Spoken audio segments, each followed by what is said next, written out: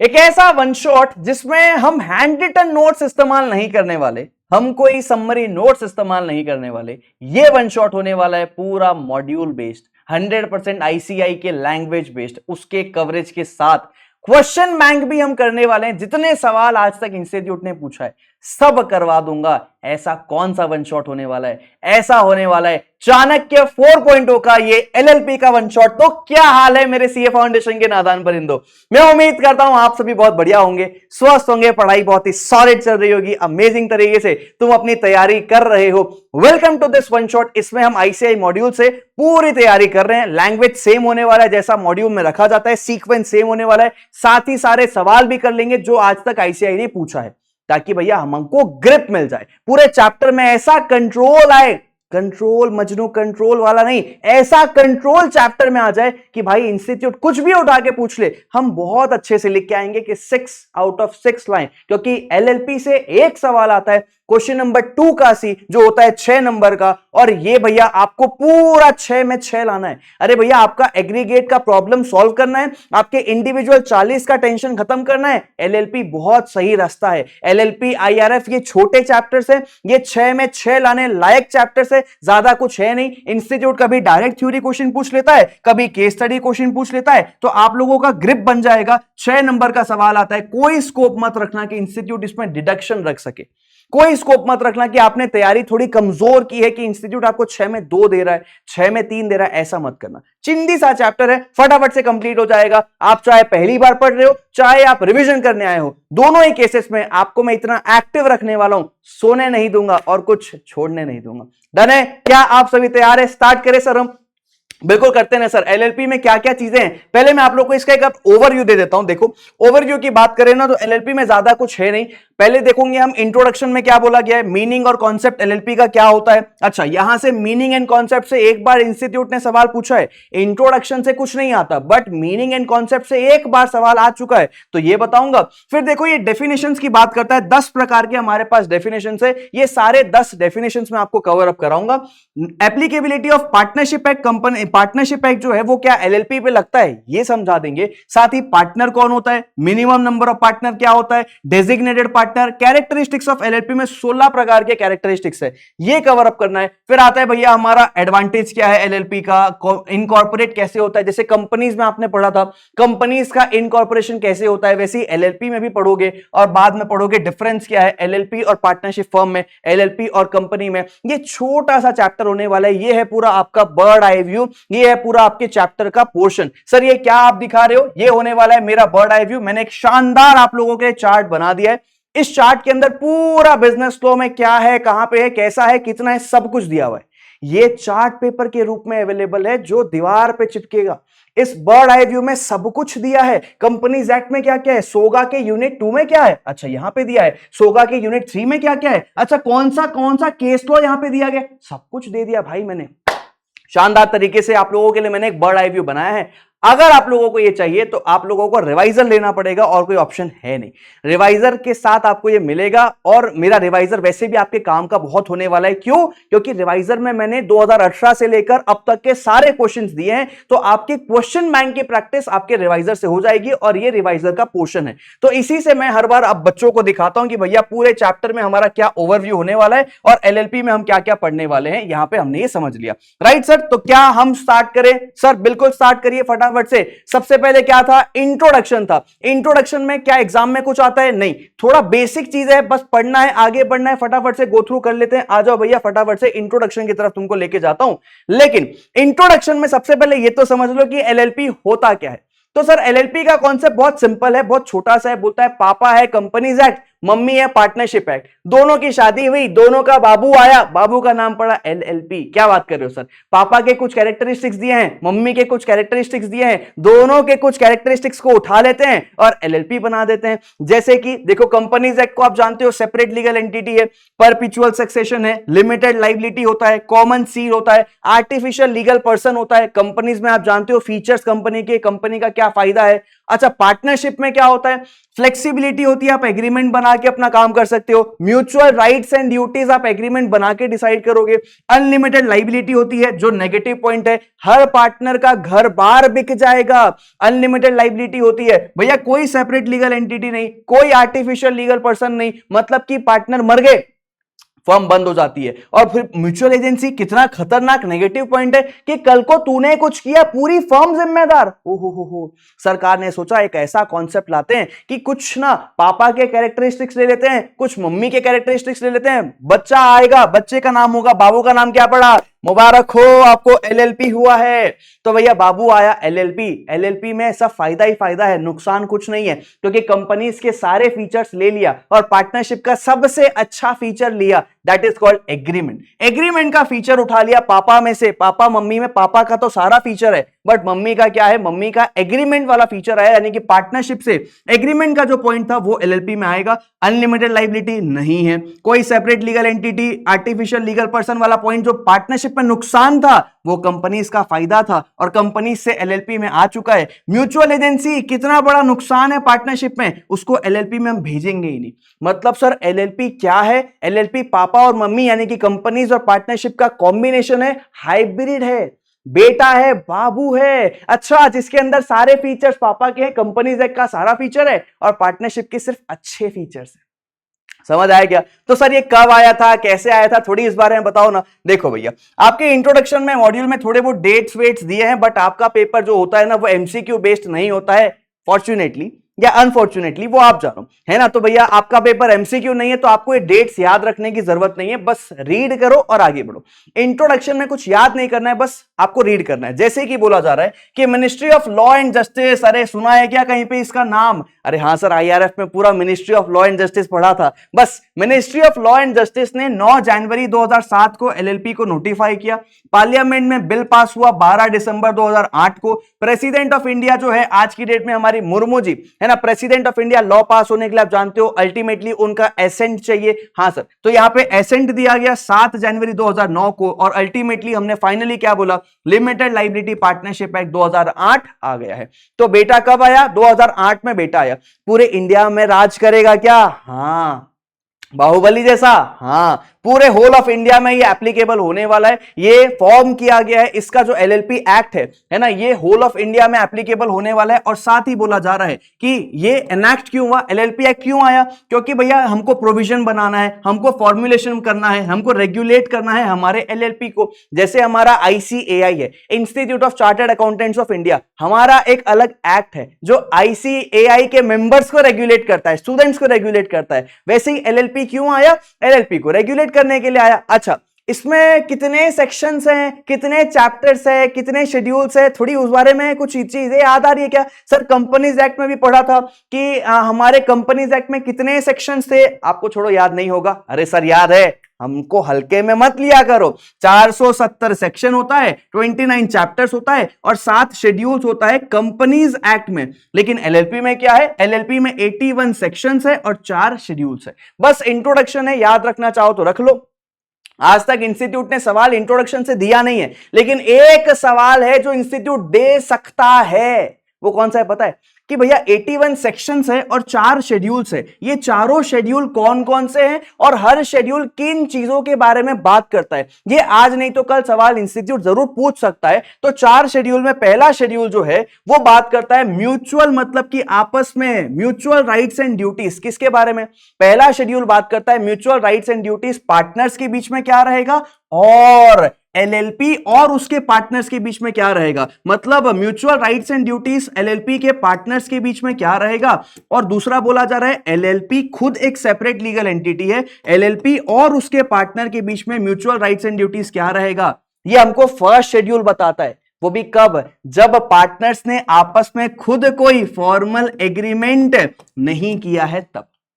मतलब first schedule हमको mutual rights and duties बताता है पार्टनर्स का, पार्टनर्स के बीच और एलएलपी के बीच राइट्स एंड ड्यूटीज क्या रहेंगे, वो भी तब जब एब्सेंस है किस चीज का? एक एग्रीमेंट का with respect to them.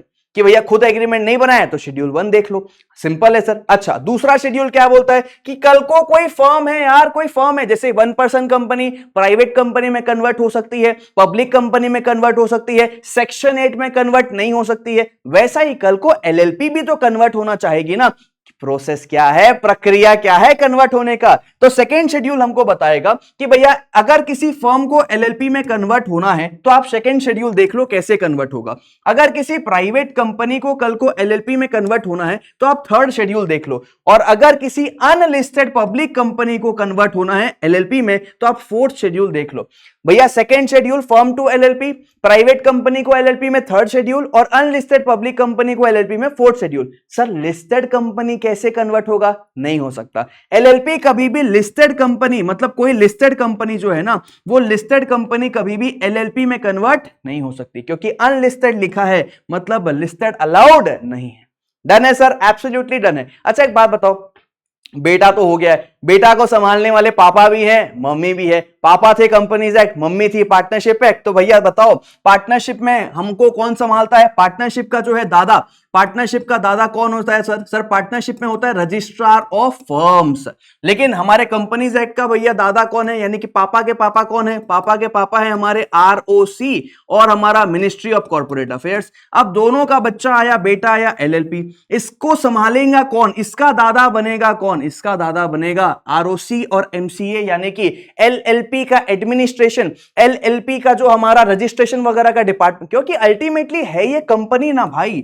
LLP क्या है? कंपनी बन रही है ना। देखो मैं समझाता हूं, एलएलपी में हम यहां पे बात करते हैं पार्टनर्स की, लेकिन फीचर सारे कंपनी के हैं। कंपनी में हम एक दूसरे को मेंबर बोलते हैं, क्या बोलते हैं? मेंबर बोलते हैं। और पार्टनरशिप में क्या बोलते हैं? पार्टनरशिप में पार्टनर बोलते हैं। हम क्या पढ़ रहे हैं sir? LLP, limited liability partnership act. तो बोलेंगे पार्टनरशिप, लेकिन है तो कंपनी के सारे फीचर्स ना, इसलिए एडमिनिस्ट्रेशन भी किसके पास है? आरओसी और एमसीए के पास है। तो मिनिस्ट्री ऑफ कॉर्पोरेट अफेयर्स और रजिस्ट्रार ऑफ कंपनीज जो है वो भैया टास्क ऑफ एडमिनिस्ट्रेशन देखते हैं एलएलपी एक्ट 2008 का। राइट सर, सेंट्रल गवर्नमेंट के पास पावर है कि वो रूल्स बनाएगा, चेंजेस करेगा, अमेंडमेंट लाएगा, वही सारी चीजें। सेंट्रल गवर्नमेंट के पास अथॉरिटी है कि वो रूल्स बनाएगा, एलएलपी एक्ट 2008 के लिए वक्त वक्त पे अमेंड करेगा, ऑफिशियल गैजेट ऑफ इंडिया में नोटिफिकेशन डाल के। अच्छा ये बताओ कि इंडियन पार्टनरशिप एक्ट एलएलपी के एप्लीकेबल होगा क्या? कैसी बात कर रहे हो सर? इंडियन पार्टनरशिप एक्ट तो अपना अलग एक्ट है, अनलेस अदरवाइज कुछ भी बताया ना जाए हम ये मानेंगे कि भैया इंडियन पार्टनरशिप एक्ट जो है ना वो एलएलपी पे एप्लीकेबल नहीं होता है। आपने बताया सर सेंट्रल गवर्नमेंट वक्त वक्त पे अमेंडमेंट करता है, जैसे कंपनीज एक्ट 2013 में आया था, फिर 15 में अमेंडमेंट आ गया, तो वैसे ही भैया यहां एलएलपी में भी 2008 में आने के बाद 2021 में अमेंडमेंट वगैरह भी आया था। छोटी मोटी चीजें दी गई है, काम का नहीं है। एलएलपी की जरूरत क्यों पड़ी, नीड क्यों पड़ी? अरे ऑब्वियस सी बात है, पार्टनरशिप में म्यूचुअल एजेंसी था, पार्टनरशिप में अनलिमिटेड लायबिलिटी थी, कोई सेपरेट लीगल एंटिटी का कॉन्सेप्ट नहीं था, और कंपनी में सब कुछ था, कंपनी बढ़िया चल रही थी। तो एक नया एंटिटी आया सर्विस सेक्टर को एनकरेज करने के लिए, प्रोफेशनल्स को एनकरेज करने के लिए, सीएएस को एनकरेज करने के लिए कि आप लोग एलएलपी बना के काम करो। डॉक्टर, आप लोग डॉक्टर भैया एलएलपी बना के प्रैक्टिस का काम करो। मतलब सर एलएलपी की जरूरत क्यों पड़ी? बिजनेस को बढ़ाने के लिए, एंटरप्रेन्योरशिप को बढ़ाने के लिए। तो नीड क्या है? एनाबल करना प्रोफेशनल एक्सपर्टीज, एंटरप्रेन्योर इनिशिएटिव, है ना, और भैया फ्लेक्सिबिलिटी देना, इनोवेशन लेके आना, बहुत सारे मैनर वगैरह में छोटी मोटी चीजें और दी गई है। खत्म, इंट्रोडक्शन हमारा यहां पे कंप्लीट हो गया।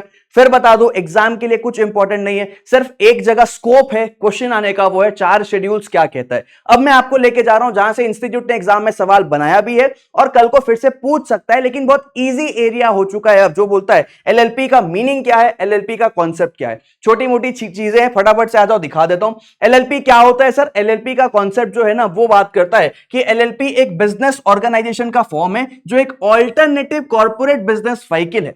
कॉर्पोरेट मतलब कंपनी का काम करता है, बिजनेस व्हीकल मतलब वो गाड़ी, ड्रूम ड्रूम गाड़ी निकालो और गाड़ी चलाओ। अरे बिजनेस व्हीकल का मतलब बिजनेस चलाना है, तो इस गाड़ी में बैठ जाओ और सवार होकर बिजनेस चलाओ। समझ सकते हो, ऐसा ही कुछ। तो भैया ये एक ऑल्टरनेटिव है, कंपनी नहीं बनाना एलएलपी बना लो। अल्टरनेटिव कॉर्पोरेट बिजनेस व्हीकल है जिसके पास लिमिटेड लायबिलिटी का बेनिफिट होता है, जिसके पास फ्लेक्सिबिलिटी है कि आप इंटरनल स्ट्रक्चर को म्यूचुअली बना सकते हो एग्रीमेंट के तहत। मतलब पार्टनरशिप में याद है क्या? पार्टनरशिप में ना पार्टनर जो होते हैं वो पार्टनरशिप डीड बनाते थे। याद है पार्टनरशिप डीड बनाते थे, यहां पे वो लोग एग्रीमेंट बनाते हैं। एलएलपी एग्रीमेंट बना के वो लोग अपने अधिकारों को लिखते हैं, म्यूचुअल राइट्स एंड ड्यूटीज को लिखते हैं। तो देखो ये एलएलपी जो है यहां लिमिटेड लाइबिलिटी का बेनिफिट मिलता है, साथ ही ये अपने मेंबर्स को फ्लेक्सिबिलिटी देता है कि आप इंटरनल स्ट्रक्चर को ऑर्गेनाइज कर सकते हो पार्टनरशिप के बेसिस पे, like a mutual arrived agreement. आप म्यूचुअली अराइव एग्रीमेंट कर सकते हो। सवाल है अगर एग्रीमेंट नहीं किया तो क्या लगेगा? तो सर शेड्यूल 1 लगेगा। अब ये भी तो आपने बताया कि शेड्यूल 1 में फॉर्मल एग्रीमेंट दिया गया है कि भैया अगर तुमने फॉर्मल एग्रीमेंट नहीं बनाया तो हम बैठे हैं ना, हम बताएंगे एलएलपी और उसके पार्टनर की क्या म्यूचुअल राइट्स एंड ड्यूटीज है, पार्टनर्स के क्या म्यूचुअल राइट्स एंड ड्यूटीज है। अच्छा एलएलपी क्यों आया? जैसा कि मैंने आप लोग को बताया कि भैया बिजनेस को बढ़ाना था, सर्विस सेक्टर वालों को थोड़ा एनकरेजमेंट और देना था, तो ये एनाबल करता है एंटरप्रेन्योर को, प्रोफेशनल्स को, एंटरप्राइजेस को जो सर्विसेज देते हैं किसी भी काइंड का, साइंटिफिक या टेक्निकल जो है सर्विसेज में एंगेज है, इनको कमर्शियली एफिशिएंट व्हीकल का एक रूप मिले, इनको एलएलपी बनाने का एक फायदा मिले, क्योंकि एलएलपी का जो स्ट्रक्चर है वो बहुत फ्लेक्सिबल है। यहां पे इतना कॉम्प्लिकेटेड नहीं है कि मेमोरेंडम बनाना पड़ेगा, आर्टिकल बनाना पड़ेगा, आरओसी को एक एक चीज बताना पड़ेगा, इतना ज्यादा पंचायत नहीं है। तो जितना ज्यादा स्मॉल, अगर स्मॉल जो है ना, जो छोटे लोग हैं ना, वो छोटे लोग कंपनी के इतने कंप्लायंसेस से बचना चाहते हैं तो एलएलपी बना लो। यही बोला जा रहा है कि भैया ये फ्लेक्सिबिलिटी देता है अपने स्ट्रक्चर में और ऑपरेशन में, ये सूटेबल है उनके लिए जो स्मॉल एंटरप्राइजेस है, जो छोटे लोग हैं, और साथ ही ये वेंचर कैपिटल के लिए भी बहुत सूटेबल है, इन्वेस्टमेंट वगैरह करने के लिए भी बहुत ही सूटेबल है। तो फाइनली सर कंक्लूड करो एलएलपी क्या है? एलएलपी एक नया फॉर्म है, लीगल कॉन्सेप्ट है, एंटिटी है जिसके पास लिमिटेड लाइबिलिटी है। ये एक नया form of legal business entity है जिसके पास लिमिटेड लाइबिलिटी है, जो एक ऑल्टरनेटिव कॉर्पोरेट बिजनेस व्हीकल है, जो एक ऑल्टरनेटिव कॉर्पोरेट बिजनेस व्हीकल है, लिमिटेड लाइबिलिटी का बेनिफिट्स है, सस्ते में हो जाता है, लो कंप्लायंसेस कॉस्ट है, मेमोरेंडम, आर्टिकल, इतना दुनिया भर का कॉम्प्लिकेटेड डॉक्यूमेंट बनाने की जरूरत ही नहीं। आप सिंपल अपने लोगों के साथ मिलकर एग्रीमेंट बनाओ, सस्ते में काम हो जाएगा। लो कंप्लायंसेस कॉस्ट है, अपने पार्टनर्स को यह फ्लेक्सिबिलिटी देता है कि तुम लोग अपना इंटरनल स्ट्रक्चर बढ़िया से ऑर्गेनाइज कर लो as a traditional partnership, agreement आपस में खुद ही कर लो, कोई आपत्ति की हमको बात नहीं है। सर क्या ये सेपरेट लीगल एंटिटी है? हाँ। क्या इसके पास परपेचुअल सक्सेशन है? बिल्कुल है। तो एलएलपी एक सेपरेट लीगल एंटिटी है और एलएलपी खुद लाइबल होगा अपने सारे कांड के लिए, अपने असेट्स तक की लाइबिलिटी एलएलपी उठाएगा। पार्टनर की जो लाइबिलिटी है वो क्या रहेगी? लिमिटेड लाइबिलिटी रहेगी, यानी कि म्यूचुअल एजेंसी का कॉन्सेप्ट खत्म। अगर देखो कल को कुछ भी होता है, पार्टनर ने कुछ भी किया, क्या सारे बाकी बचे पार्टनर्स लाइबल होंगे? नहीं सर, अकेला एलएलपी लाइबल होगा। एलएलपी की लाइबिलिटी कहां तक रहेगी? जितना इसके पास असेट्स है उतनी तक ही रहेगी। जैसा कंपनीज में होता है कि कंपनीज के पास जितना पैसा है उतनी ही उसकी लाइबिलिटी, कंपनी के पास जितने असेट्स हैं उतनी ही उसकी लाइबिलिटी, वैसा ही एलएलपी की लाइबिलिटी उसके असेट्स तक रहेगी। पार्टनर ने कुछ भी किया, दूसरा पार्टनर लाइबल नहीं है, एलएलपी लाइबल है। कोई म्यूचुअल एजेंसी का कॉन्सेप्ट एलएलपी में नहीं आएगा। सर एक बार प्लीज समराइज कर दो ना, क्या याद करना है? पूरा ना इंस्टीट्यूट ने वही बात को रिपीट कर रखा है। समरी आपकी ये है कि आपको ये याद करना है, एलएलपी एक सेपरेट लीगल एंटिटी है, ऑल्टरनेट कॉर्पोरेट बिजनेस व्हीकल है, लिमिटेड लाइबिलिटी देता है, फ्लेक्सिबिलिटी ऑफ पार्टनरशिप देता है, आप एग्रीमेंट बना सकते हो। और एलएलपी में दोनों चीजें शामिल है, क्या है? हाइब्रिड है, एलिमेंट ऑफ बोथ शामिल है, यानी कि कॉर्पोरेट स्ट्रक्चर भी शामिल है, पार्टनरशिप फर्म का स्ट्रक्चर भी शामिल है। एलएलपी एक हाइब्रिड है, ये आपको याद करना है। अल्टरनेटिव आपको याद रखना है कि एलएलपी क्या है? सेपरेट लीगल एंटिटी है। आप अगर ऐसा लिख के आओगे, परपेचुअल सक्सेशन है, कॉमन सील है, आर्टिफिशियल लीगल पर्सन है, नंबर आपको नहीं मिलेंगे। जो लिखा है वही लिखोगे तो नंबर मिलेगा, जो आता है वो बताओगे नंबर नहीं मिलेगा। Welcome to the world of CA, chartered accountancy. बहुत शौक से आए थे ना, तो बस आप लोगों को ये चीजें याद करना भी आना चाहिए। अगर याद नहीं होगा नंबर आपको नहीं मिलेगा, क्योंकि मैं आपको फिर बता दूं,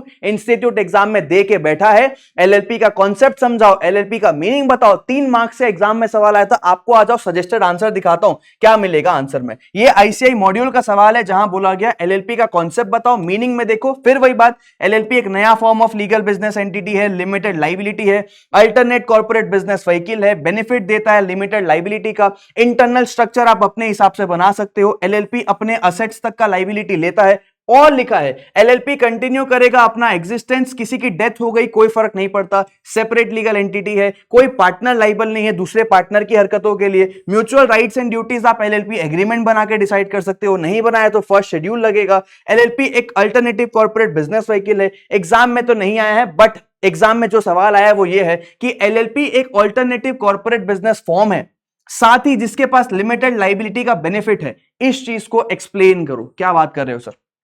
पढ़ना एक बार सवाल। एलएलपी एक अल्टरनेटिव कॉर्पोरेट बिजनेस व्हीकल है जिसके पास लिमिटेड लाइबिलिटी है और पार्टनरशिप की फ्लेक्सिबिलिटी है। मतलब आपको समझाना है कि एलएलपी की लिमिटेड लाइबिलिटी क्या होती है ये समझाओ और फ्लेक्सिबिलिटी ऑफ पार्टनरशिप कैसे मिला है ये समझाओ। 3 मार्क्स का मई 2025 का एग्जाम का सवाल है। आंसर में वही मिलेगा जो मैंने अभी आप लोग को याद करवाया। आंसर बोलेगा कि लिमिटेड लाइबिलिटी मतलब हर पार्टनर की लाइबिलिटी पर्पस ऑफ बिजनेस के लिए वो लोग कौन होते हैं? एजेंट होते हैं। हर पार्टनर दूसरे पार्टनर का एजेंट नहीं, एलएलपी का एजेंट है। लिमिटेड लाइबिलिटी हम होल्ड करते हैं, नॉट ऑफ अदर पार्टनर, हम दूसरे पार्टनर के एजेंट नहीं है। पार्टनर की लाइबिलिटी कहां तक रहेगी? जितना उसने वादा किया है कि मैं कंट्रीब्यूट करूंगा एलएलपी में, इस एलएलपी में मेरा कंट्रीब्यूशन रहेगा। शेयर्स के केस में याद करो, कंपनी लिमिटेड बाय शेयर्स में मेंबर की लाइबिलिटी अनपेड अमाउंट तक होती है, यहां पे पार्टनर का कंट्रीब्यूशन आता है। तो मेंबर ने जितना कंट्रीब्यूट करने की बात कही है, मेंबर की लाइबिलिटी मतलब पार्टनर की लाइबिलिटी एलएलपी में उतनी ही होती है, बाकी लाइबिलिटी नहीं होती है ना। एलएलपी खुद लाइबल होगा अपने पूरे एक्सटेंड ऑफ असेट्स तक के लिए। और फ्लेक्सिबिलिटी ऑफ पार्टनरशिप कैसे आया है? क्योंकि एलएलपी अलाउ करता है तुम आपस में खुद ही म्यूचुअली अराइव्ड एग्रीमेंट तक आ जाओ, आपस में खुद ही साठ गांठ कर लो। हम एंटरप्रेन्योर्स को, एंटरप्राइजेस को जो सर्विसेज में एंगेज है उनको एलएलपी बनाने का सूटेबल फॉर्म देते हैं, है ना। और फ्लेक्सिबिलिटी है स्ट्रक्चर का, ऑपरेशन का। एलएलपी एक सूटेबल व्हीकल है स्मॉल एंटरप्राइजेस के लिए और इन्वेस्टमेंट बाय वेंचर कैपिटल के लिए। भाई साहब याद करना पड़ेगा, एग्जाम में सवाल आ चुका है। अगर आपके आंसर में ये पॉइंट्स नहीं मिलेंगे, सुनना मेरी बात को, सिंपल है यार। जो एग्जाम को चेक कर रहा है, आपके पेपर को जो चेक कर रहा है, वो भैया खुद एक सीए बन के बैठा है। वो सजेस्टेड आंसर देखेगा, वो आपका आंसर देखेगा, दोनों मैच हो गए, नंबर मिल गए। मैच नहीं हुआ, परपेचुअल सक्सेशन, लिमिटेड लायबिलिटी, अगर मैच मिल रहा है तो भैया नंबर है, मैच नहीं मिल रहा नंबर नहीं मिलेगा। राइट सर, हमारा इंट्रोडक्शन डन है, हमारा मीनिंग और कॉन्सेप्ट डन है। अब मैं आगे चलने वाला हूं, आपको डेफिनेशंस की तरफ लेके जा रहा हूं। 10 प्रकार के डेफिनेशंस है जो आपको ध्यान में रखना है। एलएलपी में कौन कौन से 10 डेफिनेशंस है, आ जाओ पढ़वा दूं एक बार। बॉडी कॉर्पोरेट क्या होता है, बिजनेस क्या होता है, फॉरेन एलएलपी क्या होता है, एलएलपी क्या होता है, एलएलपी एग्रीमेंट क्या होता है, पार्टनर कौन होता है, डेजिग्नेटेड पार्टनर कौन होता है, स्मॉल एलएलपी क्या होता है, एंटिटी क्या होता है, फाइनेंशियल ईयर क्या होता है। ऐसे 10 डेफिनेशन है, आ जाओ फटाफट से देखते हैं। सबसे इंपॉर्टेंट डेफिनेशन जो अब तक इंस्टीट्यूट ने एग्जाम में नहीं पूछा है वो है भैया बॉडी कॉर्पोरेट।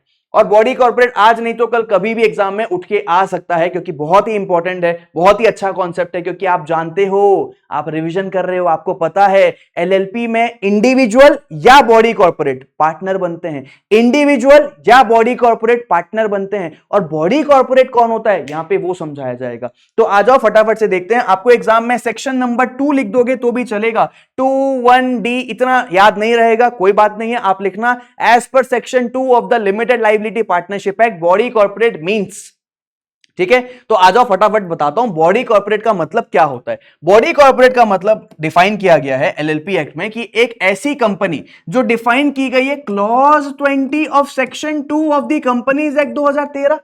ये कुछ सुना सुना नहीं लग रहा है क्या सर? ये तो कंपनी का डेफिनेशन दिया है, सेक्शन 2 क्लॉज 20 में कंपनीज का डेफिनेशन दिया गया है कि company means a company incorporated under this act और under any other previous company law. याद है क्या? हाँ सर, मतलब सर कंपनीज एक्ट के अंदर जो कंपनी रजिस्टर्ड है वो कंपनी बॉडी कॉर्पोरेट कहलाती है क्या? बिल्कुल सही कह रहे हो। मींस बॉडी कॉर्पोरेट मींस एक ऐसी कंपनी जो डिफाइन की गई है क्लॉज 20 ऑफ सेक्शन 2 में। यहां डिफाइन की गई है इंडियन कंपनी, यहां हमको डिफाइन की गई है इंडियन कंपनी, मतलब इंडियन कंपनी एक बॉडी कॉर्पोरेट है। अभी रुको जरा, सब्र करो, और आगे आने वाला है। बॉडी कॉर्पोरेट में अलग से डेफिनेशन बोलता है इंक्लूड्स, मतलब बॉडी कॉर्पोरेट में ये लोग भी शामिल है, ये लोग भी बॉडी कॉर्पोरेट कहलाएंगे। कौन लोग सर? एक ऐसी एलएलपी जो रजिस्टर्ड की गई है under this act. This act का मतलब एलएलपी एक्ट।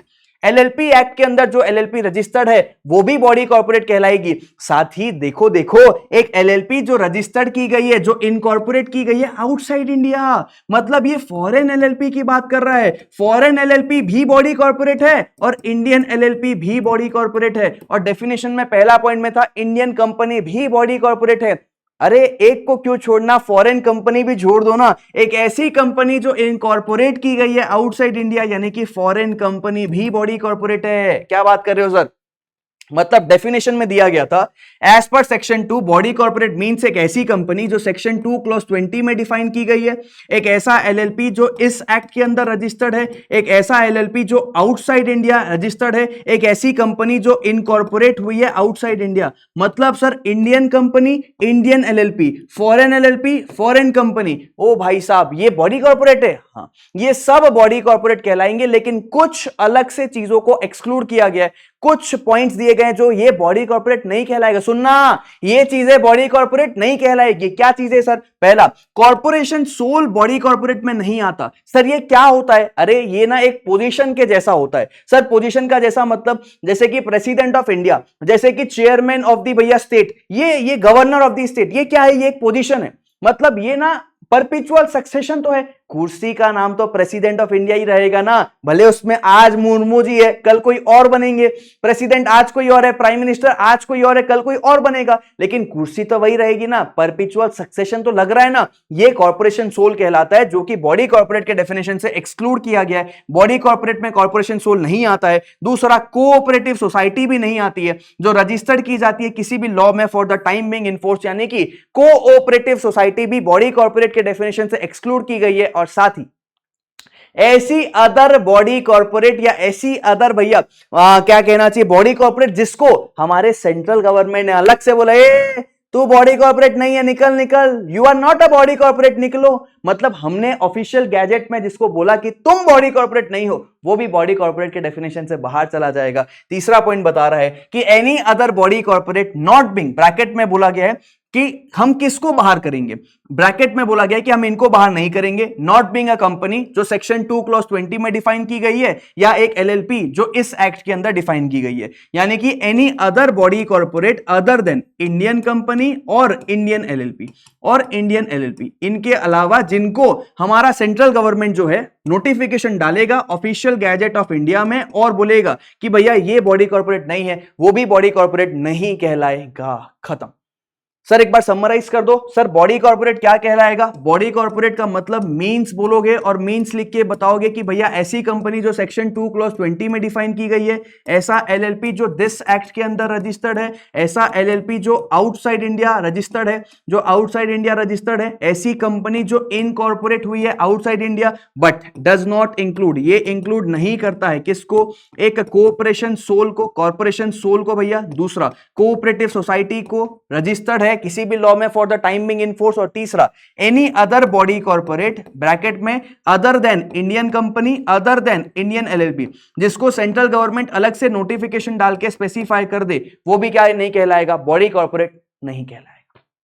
डन। अगले डेफिनेशन की तरफ चलते हैं। छोटे मोटे डेफिनेशन है। बिजनेस का मतलब क्या होता है? हर प्रकार का ट्रेड, हर प्रकार का ऑक्यूपेशन, हर प्रकार का प्रोफेशन, हर प्रकार का सर्विस, हर प्रकार का भैया यहां पे जो है ना प्रोफेशन कह लो, एक्सेप्ट एनी एक्टिविटी जो सेंट्रल गवर्नमेंट नोटिफिकेशन के तहत एक्सक्लूड करेगा, वो बिजनेस नहीं कहलाएगा। यानी कि हर trade, occupation, service, profession business है, ऐसा कुछ जिसको सेंट्रल गवर्नमेंट ने बोला ये बिजनेस नहीं है, wait a minute, this is not a business, वो बिजनेस नहीं कहलाएगा।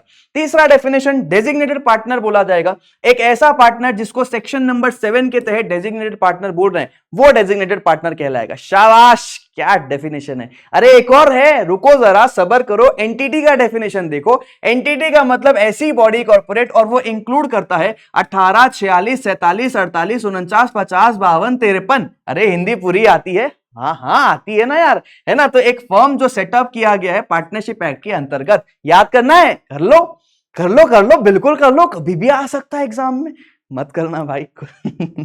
फाइनेंशियल ईयर की तरफ चलते हैं। फाइनेंशियल ईयर का डेफिनेशन इंपॉर्टेंट है। ये क्या बोलता है? सेक्शन 2 ही लिख के आना, ब्रैकेट्स याद नहीं होगा चलेगा बिल्कुल। फाइनेंशियल ईयर, अरे सर अकाउंट्स पढ़ते हैं हम लोग, इतनी शानदार तरीके से। चार्टर्ड अकाउंटेंसी, फाइनेंशियल ईयर का मतलब नहीं जानेंगे क्या? फाइनेंशियल ईयर का मतलब वो पीरियड जो शुरुआत होता है एक 1 डे ऑफ अप्रैल से लेकर 31 day of March of the following year. भैया 1 अप्रैल से चालू होता है किसी भी फाइनेंशियल ईयर में और वो जाता है 31 मार्च अगले फाइनेंशियल ईयर तक का, अगले साल तक का, अगले साल में वो एंड हो जाता है। लेकिन एलएलपी में थोड़ा ट्विस्ट है, मेंटोस जिंदगी की बात होगी। एलएलपी का फाइनेंशियल ईयर, अगर एलएलपी इनकॉर्पोरेट हुई है आफ्टर 38 डे ऑफ सितंबर, अगर एलएलपी बनाई गई है, इनकॉर्पोरेट हुई है आफ्टर 38th डे ऑफ सितंबर, तो एलएलपी का जो पहला फाइनेंशियल ईयर होगा ना, तो फाइनेंशियल ईयर एंड होगा कब सर? 31 मार्च को ही एंड होगा, लेकिन नेक्स्ट फॉलोइंग फाइनेंशियल ईयर में होगा, नेक्स्ट फॉलोइंग दैट ईयर में होगा।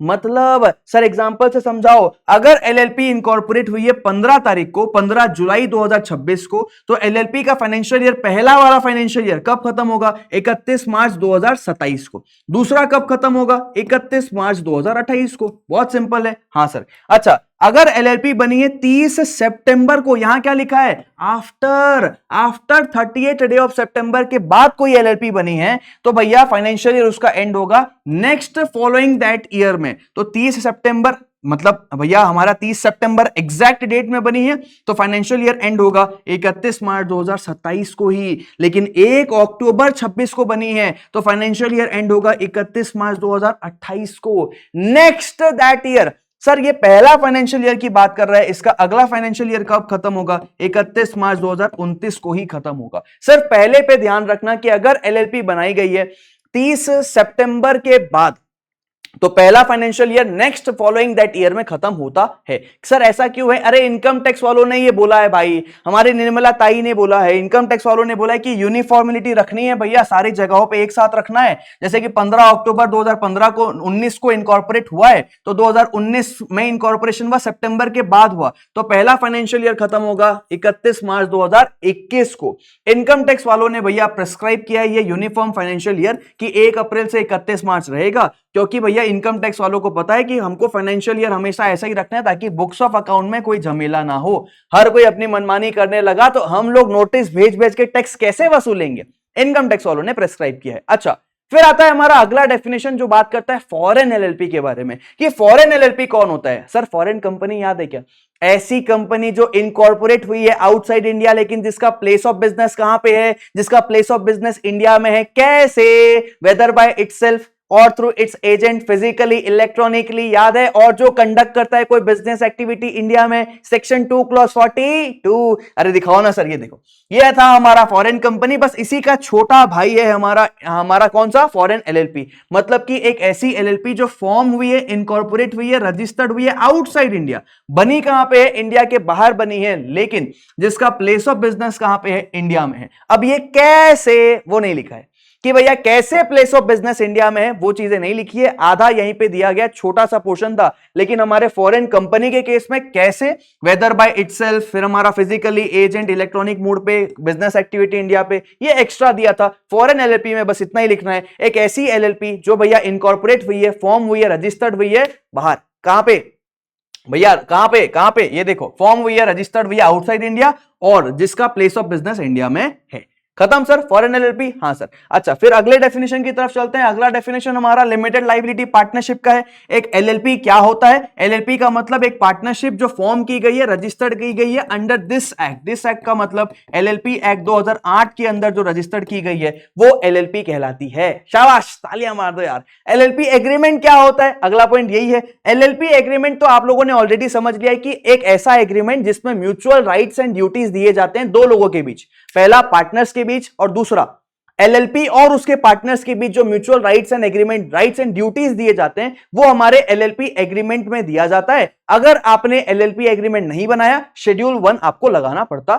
है। तो इट मींस ऐसा रिटन एग्रीमेंट जो पार्टनर्स के बीच में होता है या फिर एलएलपी और उसके पार्टनर्स के बीच होता है, जो डिटरमाइन करता है mutual rights and duties partners का और उनके राइट्स क्या, अधिकार क्या रहेंगे in relation to that LLP.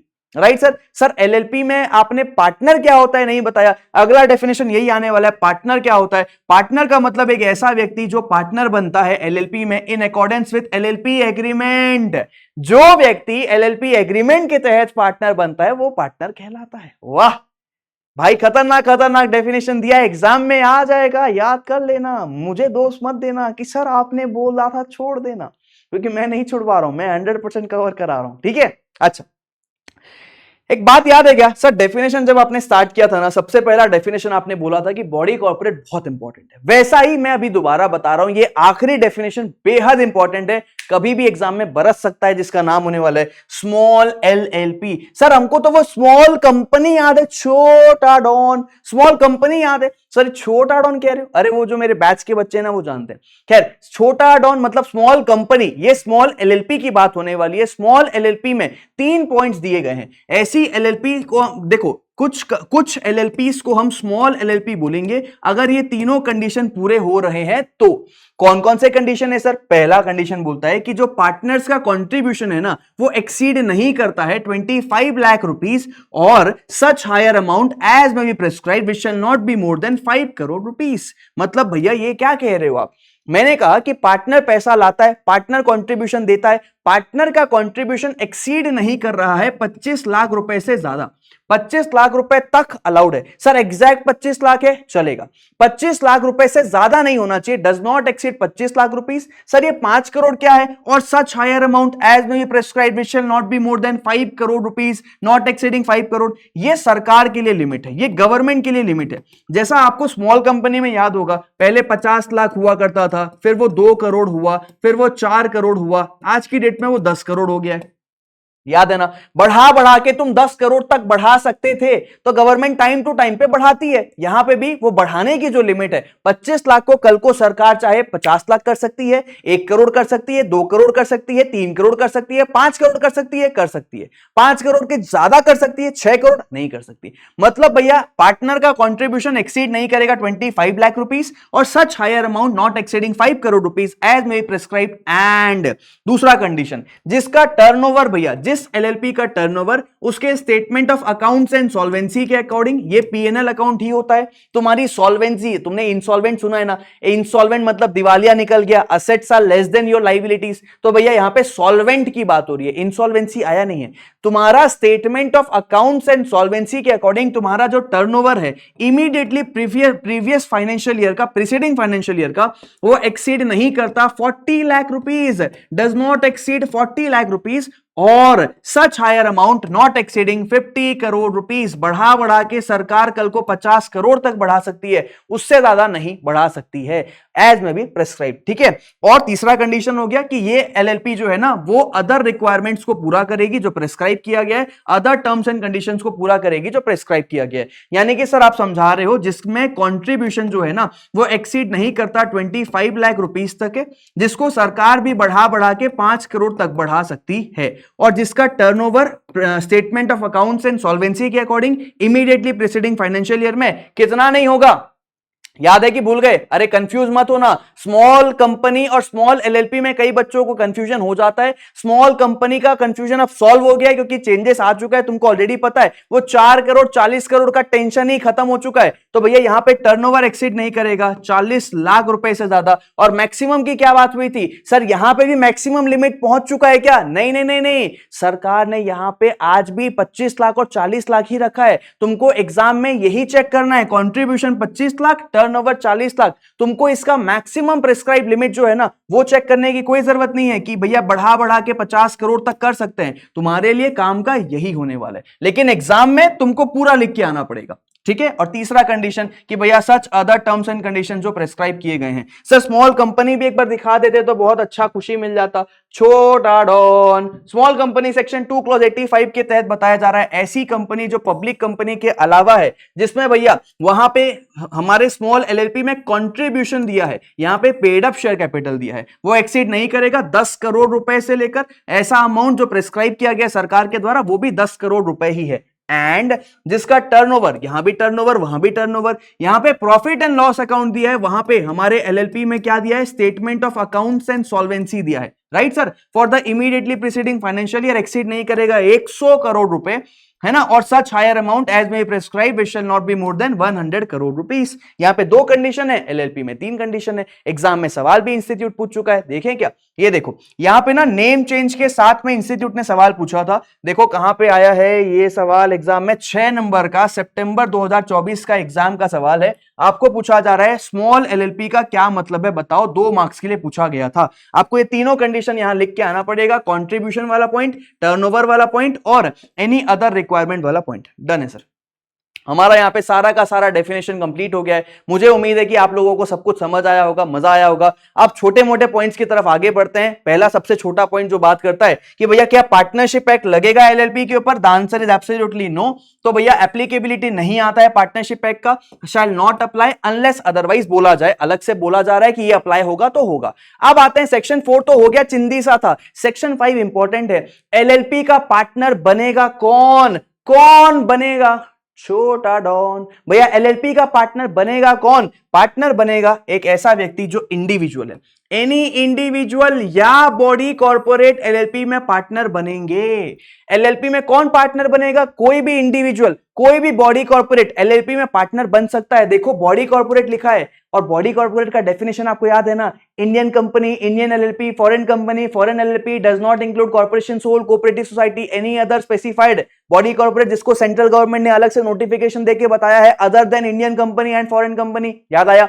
अरे भाई ऐसा एग्जाम में लिख के मत आना, नंबर नहीं मिलेंगे। ये सिर्फ समरी बता रहा हूं, Indian company, Indian LLP, exam में वही लिख के आना पड़ेगा। बॉडी कॉर्पोरेट मींस ऐसी कंपनी जिसको डिफाइन किया गया है सेक्शन 2 क्लॉज 20 के अंतर्गत एंड जो इंक्लूड करता है लिमिटेड लाइबिलिटी पार्टनरशिप जो रजिस्टर्ड की गई है अंडर दिस एक्ट। एग्जाम में एलएलपी भी मत लिखना, डेफिनेशन में पूरा लिखना, लिमिटेड लाइबिलिटी पार्टनरशिप पूरा लिखना। ठीक है, समझ गए ना? नाक नहीं कटवाना मेरी, है ना? अच्छा तो देखो पार्टनर की बात करें, कोई भी इंडिविजुअल, कोई भी बॉडी कॉर्पोरेट पार्टनर बन सकता है। साथ ही यहां ध्यान रखना कि ऐसा इंडिविजुअल बॉडी कॉर्पोरेट मतलब ऐसा इंडिविजुअल पार्टनर नहीं बन सकता, ऐसा व्यक्ति पार्टनर नहीं बन सकता जो भैया अनसाउंड माइंड का व्यक्ति है by a court of competent jurisdiction, जिसको कोर्ट ने अनसाउंड माइंड का घोषित किया है और आज भी घोषित करके ही रखा है। Finding is still in force का मतलब है आज भी वो अनसाउंड माइंड का व्यक्ति है। मतलब अनसाउंड माइंड का व्यक्ति क्या नहीं बन सकता? एलएलपी में पार्टनर नहीं बन सकता। अच्छा तुमने सुना है ना दीदी वो सिस्टर मेरी बहन डिस्चार्ज हो गई क्या? सिस्टर भाई डिस्चार्ज हो गया क्या? दीदी बोलेंगे, सिस्टर बोलेंगे नहीं नहीं अभी 2 दिन और रखना है। यानी कि अनडिस्चार्ज एक ऐसा व्यक्ति जो अनडिस्चार्ज इंसॉल्वेंट है, मतलब कि तुमको इंसॉल्वेंट बोल दिया गया था और तुमको अभी भी इंसॉल्वेंट ही बोला गया है, तुम अनडिस्चार्ज हो, ये व्यक्ति भी क्या नहीं बन सकता? पार्टनर नहीं बन सकता। और तीसरा और आखिरी पॉइंट बोलता है एक ऐसा व्यक्ति जिसने अप्लाई कर दिया है कि मेरे को ऑर्डर दे दो जज साहब कि मेरा दिवालिया निकल गया है और उसका एप्लीकेशन पेंडिंग है।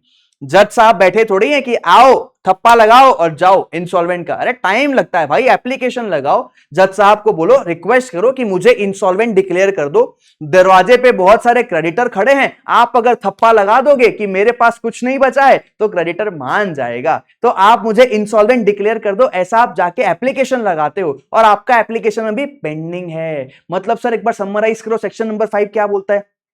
सेक्शन नंबर 5 हमको बताता है कि भैया हमारा कोई भी व्यक्ति जो है ना वो पार्टनर बन सकता है। कौन पार्टनर बनेगा? इंडिविजुअल या बॉडी कॉर्पोरेट पार्टनर बनता है। इंडिविजुअल में 3 लोग पार्टनर नहीं बन सकते, जो अनसाउंड माइंड का व्यक्ति है और आज भी finding is still in force है, जिसको भैया जो अनडिस्चार्ज इंसॉल्वेंट है, और तीसरा जिसने अप्लाई कर दिया है एडजुडिकेट होने के लिए कि मेरे को इंसॉल्वेंट डिक्लेयर कर दो और एप्लीकेशन अभी भी उसका क्या है? पेंडिंग है। सेक्शन 5 तो बढ़िया था, हो गया। अब मैं आपको सेक्शन 6 की तरफ लेके जा रहा हूं जो बात करता है मिनिमम नंबर ऑफ पार्टनर्स कितने होने चाहिए एलएलपी में। दिस इज इंपॉर्टेंट सेक्शन जो बात करने वाला है कि कितने पार्टनर्स होने चाहिए। कितने आदमी थे? खाली हाथ आ गए बिना कुछ लिए। अरे कितने आदमी थे भाई? एलएलपी में कितने आदमी चाहिए? 2 लोग चाहिए ना भाई, क्या बात कर रहे हो? 4 लोग चाहिए क्या? नहीं नहीं 2 ही लोग चाहिए। सर देखो एलएलपी में ना सेक्शन नंबर 6 बोलता है कि एलएलपी के पास एटलीस्ट 2 पार्टनर्स होने चाहिए। कितने पार्टनर होना चाहिए? 2 पार्टनर होना चाहिए। लेकिन सर मैंने तो कहीं सुना था एक अकेला व्यक्ति भी एलएलपी चला सकता है। सही सुना था, एक अकेला व्यक्ति भी एलएलपी दौड़ा सकता है, टुकड़ुक टुकड़ुक टुकड़ुक।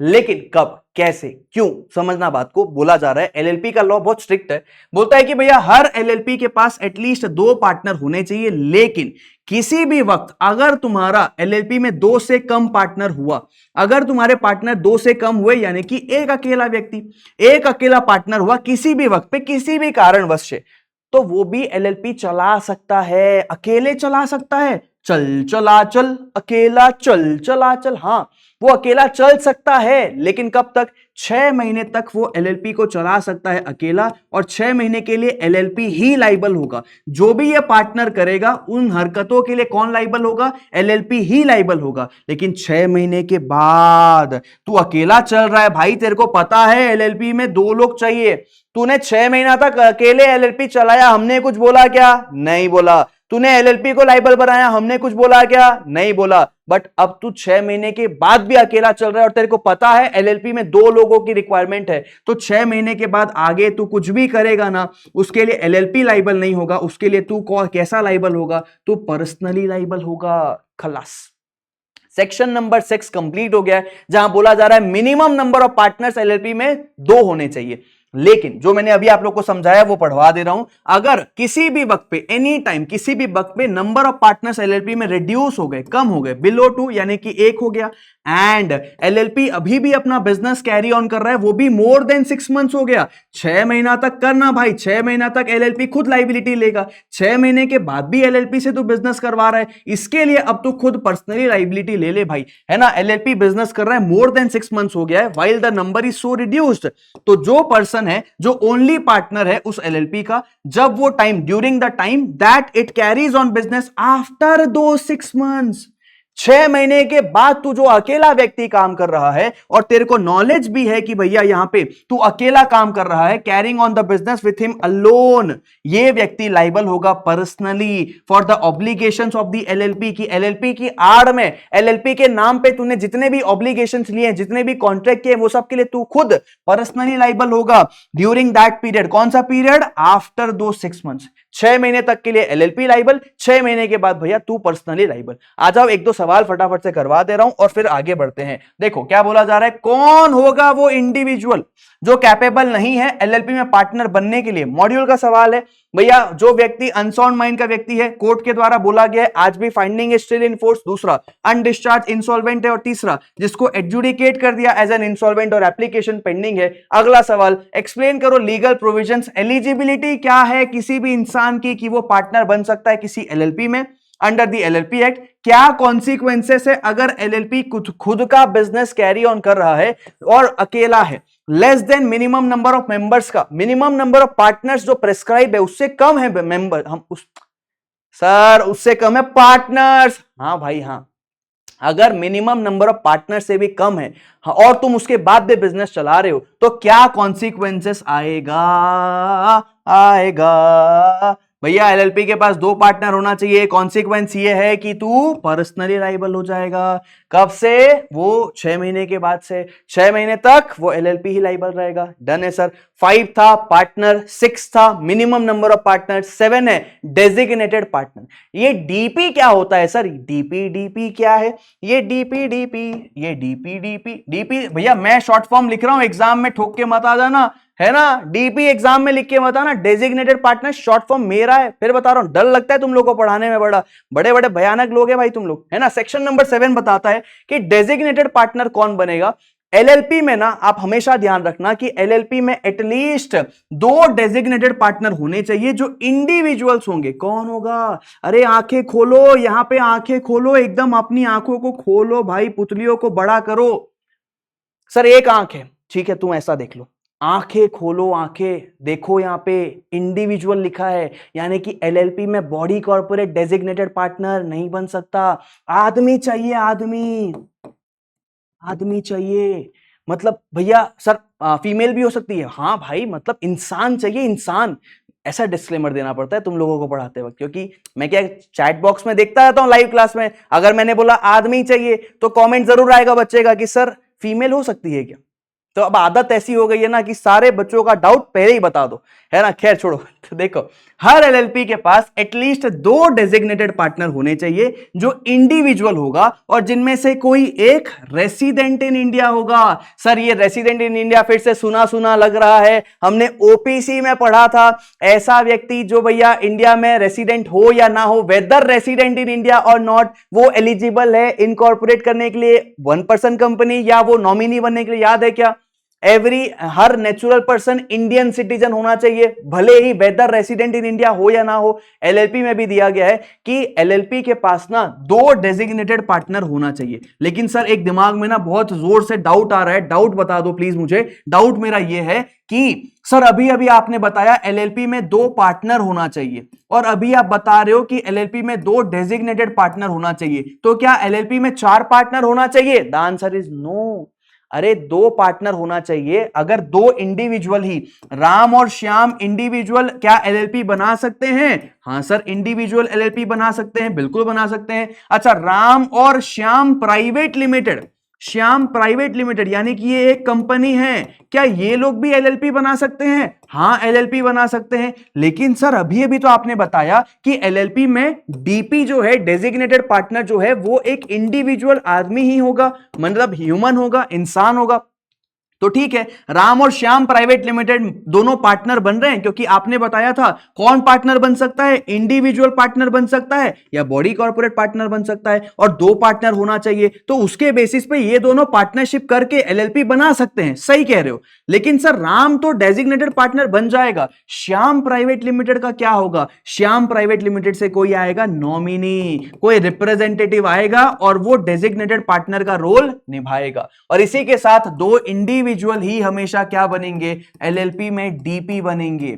यानी कि अगर राम और श्याम दोनों इंडिविजुअल है तो वही दोनों पार्टनर भी होंगे, वही दोनों डेजिग्नेटेड पार्टनर भी होंगे। एलएलपी में 4 पार्टनर होना जरूरी नहीं, 2 पार्टनर से ही एलएलपी बन जाती है। मतलब सर कल को अगर कोई हमारी जो है ना श्याम प्राइवेट लिमिटेड, ये हमारी कंपनी है श्याम प्राइवेट लिमिटेड, और इसी के साथ एक और कंपनी है मोहन प्राइवेट लिमिटेड, क्या ये दोनों मिलके एलएलपी बना सकते हैं? द आंसर इज यस, बिल्कुल बना सकते हैं, क्योंकि दोनों के दोनों क्या है? बॉडी कॉर्पोरेट है, दोनों के दोनों बॉडी कॉर्पोरेट है, तो एलएलपी तो बना सकते हैं। लेकिन इन ये लोगों के डीपी कौन बनेगा? यहां से एक व्यक्ति आएगा, नॉमिनी बनेगा, यहां से भी एक व्यक्ति आएगा, नॉमिनी बनेगा, और ये दोनों क्या रोल निभाएंगे? डीपी का रोल निभाएंगे, ये दोनों डीपी का रोल निभाएंगे। अच्छा, मेरा सवाल है, एक बात बताओ कि बताओ भैया, राम और एचयूएफ मिलके एलएलपी बना सकते हैं क्या? नहीं सर।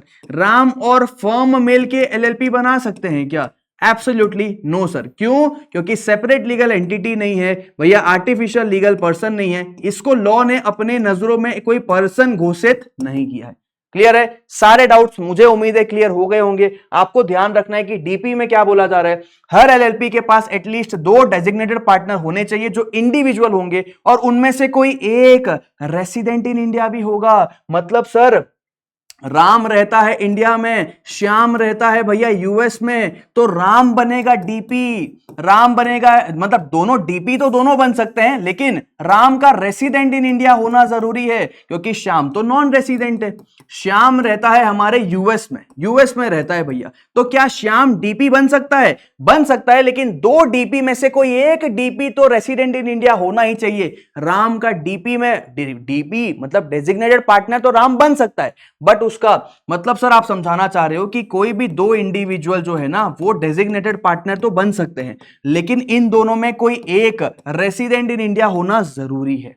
सर क्वेश्चन करवाओ ना, तब समझ आएगा। आ जाओ, पहले प्रोविजन करवा दे रहा हूं, फिर क्वेश्चन की तरफ चलते हैं। देखो प्रोविजन में बोला जा रहा है कि अगर एलएलपी में सारे के सारे पार्टनर बॉडी कॉर्पोरेट है, जैसे हमारे एग्जांपल में था Ram private limited, Shyam private limited, या फिर सारे के सारे पार्टनर बॉडी कॉर्पोरेट है, या फिर 1 और मोर पार्टनर जो है इंडिविजुअल है एंड बॉडी कॉर्पोरेट है, कि राम भी है और श्याम प्राइवेट लिमिटेड भी है, कि भैया इंडिविजुअल भी है और बॉडी कॉर्पोरेट भी है, in that case at least 2 individual जो है, जो पार्टनर है उस एलएलपी के, या फिर जो नॉमिनी है उस बॉडी कॉर्पोरेट के, वो बाहर आएंगे और एक्ट करेंगे एज डेजिग्नेटेड पार्टनर। तो राम खुद आ जाएगा डीपी बनने, और श्याम के साइड से कोई नॉमिनी आएगा जो डीपी बनेगा।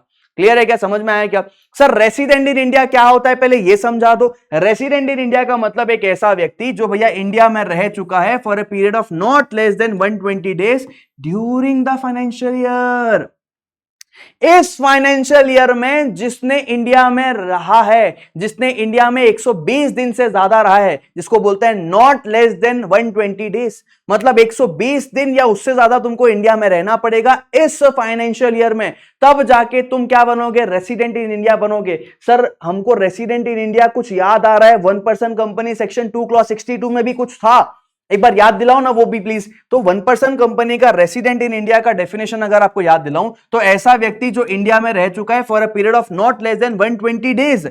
लेकिन यहां पे क्या था, during the immediately preceding financial year, पिछले फाइनेंशियल ईयर में 25-26 में अगर तुम 120 दिन या उससे ज्यादा रह रहे हो तो तुम 26-27 में क्या कहलाओगे, रेसिडेंट इन इंडिया कहलाओगे। पिछले फाइनेंशियल ईयर में कंडीशन पूरा करना जरूरी था, लेकिन एलएलपी के केस में इसी फाइनेंशियल ईयर में तुमको 120 दिन या उससे ज्यादा रहना पड़ेगा, तब तुम जाके रेसिडेंट इन इंडिया कहलाओगे। आया समझ में? Absolutely yes sir. सवाल करवा दो, आ जाओ देखो सवाल करवा दे रहा हूं। यहां पे एक एलएलपी है जिसका नाम है इंडियन हेलीकॉप्टर एलएलपी, जिसके पास 5 पार्टनर है। मिस्टर ए नॉन रेसिडेंट है, मिस्टर बी नॉन रेसिडेंट है, मिस सी रेसिडेंट है, मिस डी रेसिडेंट है, मिस ई रेसिडेंट है। बताओ यहां पे डेजिग्नेटेड पार्टनर कौन कौन 2 लोग बन सकते हैं? पहला ऑप्शन, क्या मिस्टर ए और मिस्टर बी दोनों डेजिग्नेटेड पार्टनर बन सकते हैं? The answer is absolutely no.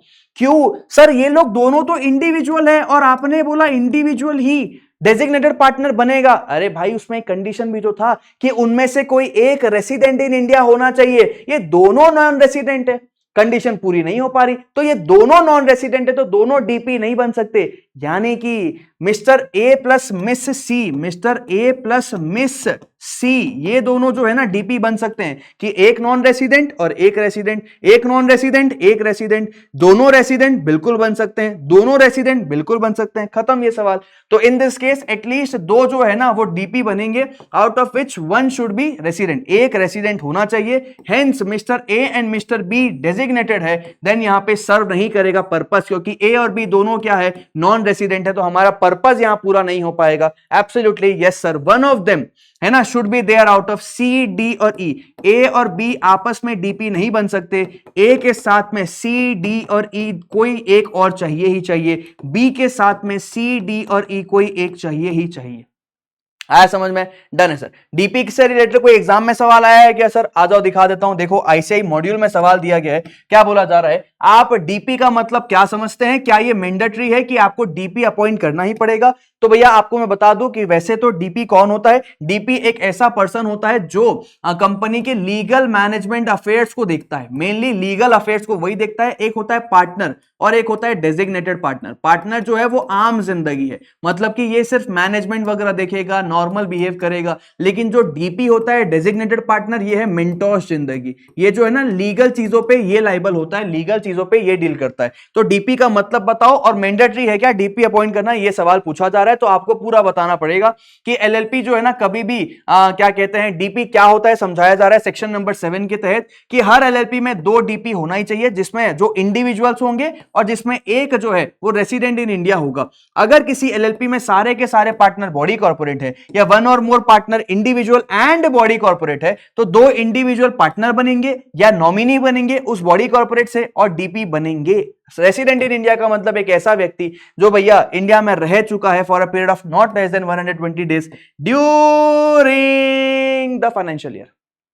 Done है। सेम सवाल आईसीआई ने एग्जाम में ही पूछा था। कौन सा सवाल था सर? ये वाला सवाल, कि 5 दोस्त से भैया उन्होंने एलएलपी बनाने का सोचा। अब यहां पे देखो भैया क्या बनाया उन्होंने, एजुकेट करना था पुअर चिल्ड्रन, लोगों को भैया पढ़ाना था, गरीब लोगों को पढ़ाना था, इसलिए उन्होंने डिसाइड किया। मतलब कौन कौन थे वो 5 लोग? मिस्टर ए नॉन रेसिडेंट था, मिस्टर बी नॉन रेसिडेंट था, मिस सी रेसिडेंट थी, मिस डी रेसिडेंट थी, मिस सी रेसिडेंट थी। 6 नंबर का सितंबर 25 का एग्जाम का सवाल है। 2 प्रोविजन को जोड़ते हुए बनाया है। एलएलपी बनाना है, गरीब बच्चों को पढ़ाने के लिए बनाना है, और ये 5 लोग यहां पे जो है ना एलएलपी बना रहे हैं। आपको 2 सवाल पूछा गया है, क्या एडुडेट एलएलपी बनाई जा सकती है? तो आपको अभी मैंने कैरेक्टरिस्टिक्स बताया नहीं है, कैरेक्टरिस्टिक्स हमारा अगला सवाल होने वाला है। तो आपको मैं बता दूं कि एलएलपी कभी भी चैरिटेबल ऑब्जेक्ट के लिए नहीं बनाई जा सकती कि गरीबों को पढ़ाएंगे फोकट में मुफ्त में, वो एलएलपी नहीं बना सकता। तो तुम यहां पे एजुकेशनल पर्पस के लिए एलएलपी नहीं बना सकते। और दूसरा, क्या ए और बी आपस में खुद डीपी बन सकते हैं?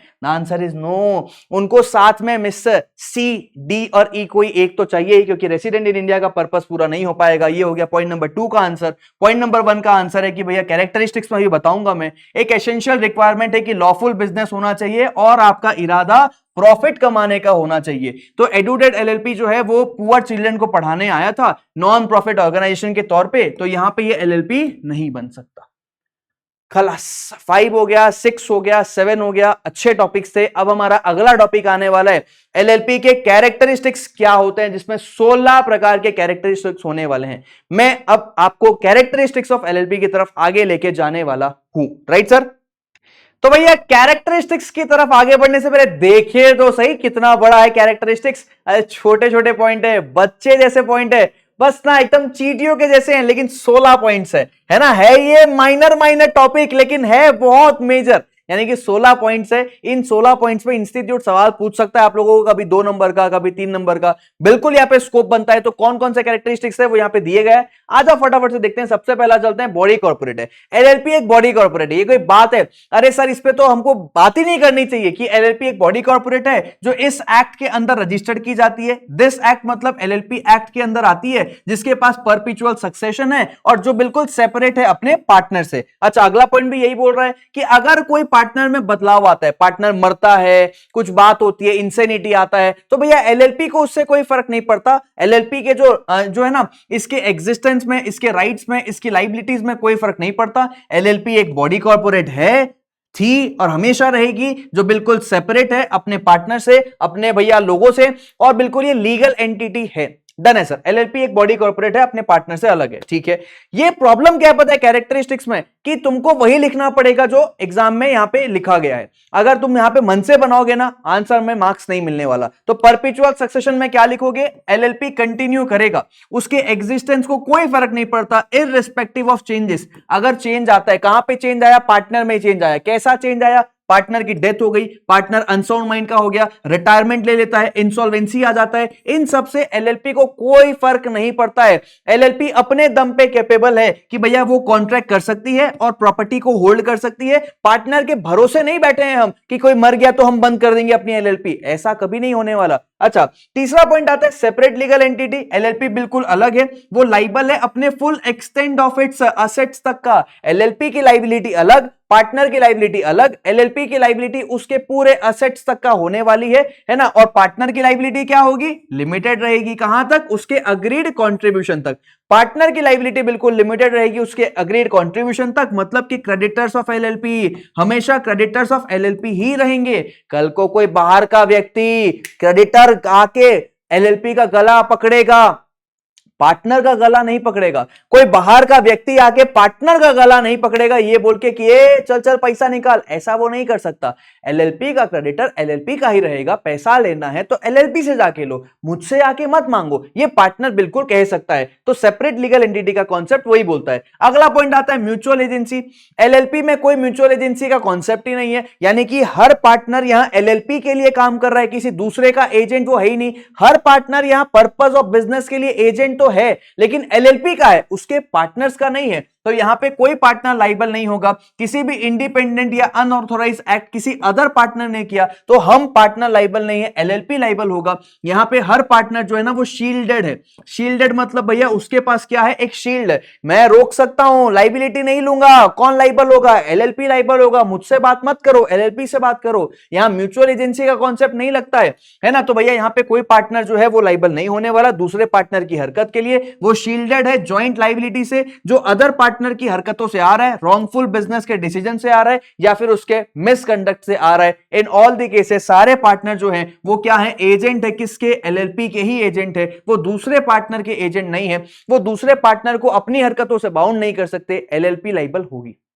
अगला पॉइंट, एलएलपी एग्रीमेंट क्या होता है? 20 बार सुन चुके हो। एलएलपी एग्रीमेंट में म्यूचुअल राइट्स एंड ड्यूटीज होते हैं पार्टनर्स के बीच में और एलएलपी और पार्टनर्स के बीच में। तो हमारा एलएलपी एग्रीमेंट क्या गवर्न करता है? Mutual rights and duties govern करता है। अच्छा, एलएलपी एक्ट जो है ना ये फ्लेक्सिबिलिटी देता है आपको ना छूट है यार, आप बना लो अपने चॉइस के अकॉर्डिंग अपने म्यूचुअल राइट्स एंड ड्यूटीज बना लो। पार्टनरशिप का ये फीचर यहां पे आया गया है, लाया गया है। अच्छा, अगर एलएलपी एग्रीमेंट नहीं बनाया तो सर छोड़ो ना इस टॉपिक को, आगे बढ़ो ना। एलएलपी एक्ट 2008 के अकॉर्डिंग आपके म्यूचुअल राइट्स एंड ड्यूटीज होंगे, जो होगा शेड्यूल 1 के तहत। अगला पॉइंट आता है आर्टिफिशियल लीगल पर्सन है हमारा एलएलपी। एलएलपी एक आर्टिफिशियल लीगल पर्सन है। क्यों? क्योंकि ये बनाया गया है लीगल तरीके से, लॉ ने इसको बनाया है ना, लीगल प्रोसेस से बनाया गया है। और ये कपड़े पहन लेता है इंडिविजुअल के। याद है कि कपड़े वाला पॉइंट कंपनीज एक्ट में भी था, सेपरेट लीगल एंटिटी याद करो कि भैया कंपनी एक सेपरेट लीगल एंटिटी है, कपड़े पहन लेती है, एक इंडिविजुअल के सारे राइट्स आ जाते हैं उसके पास में।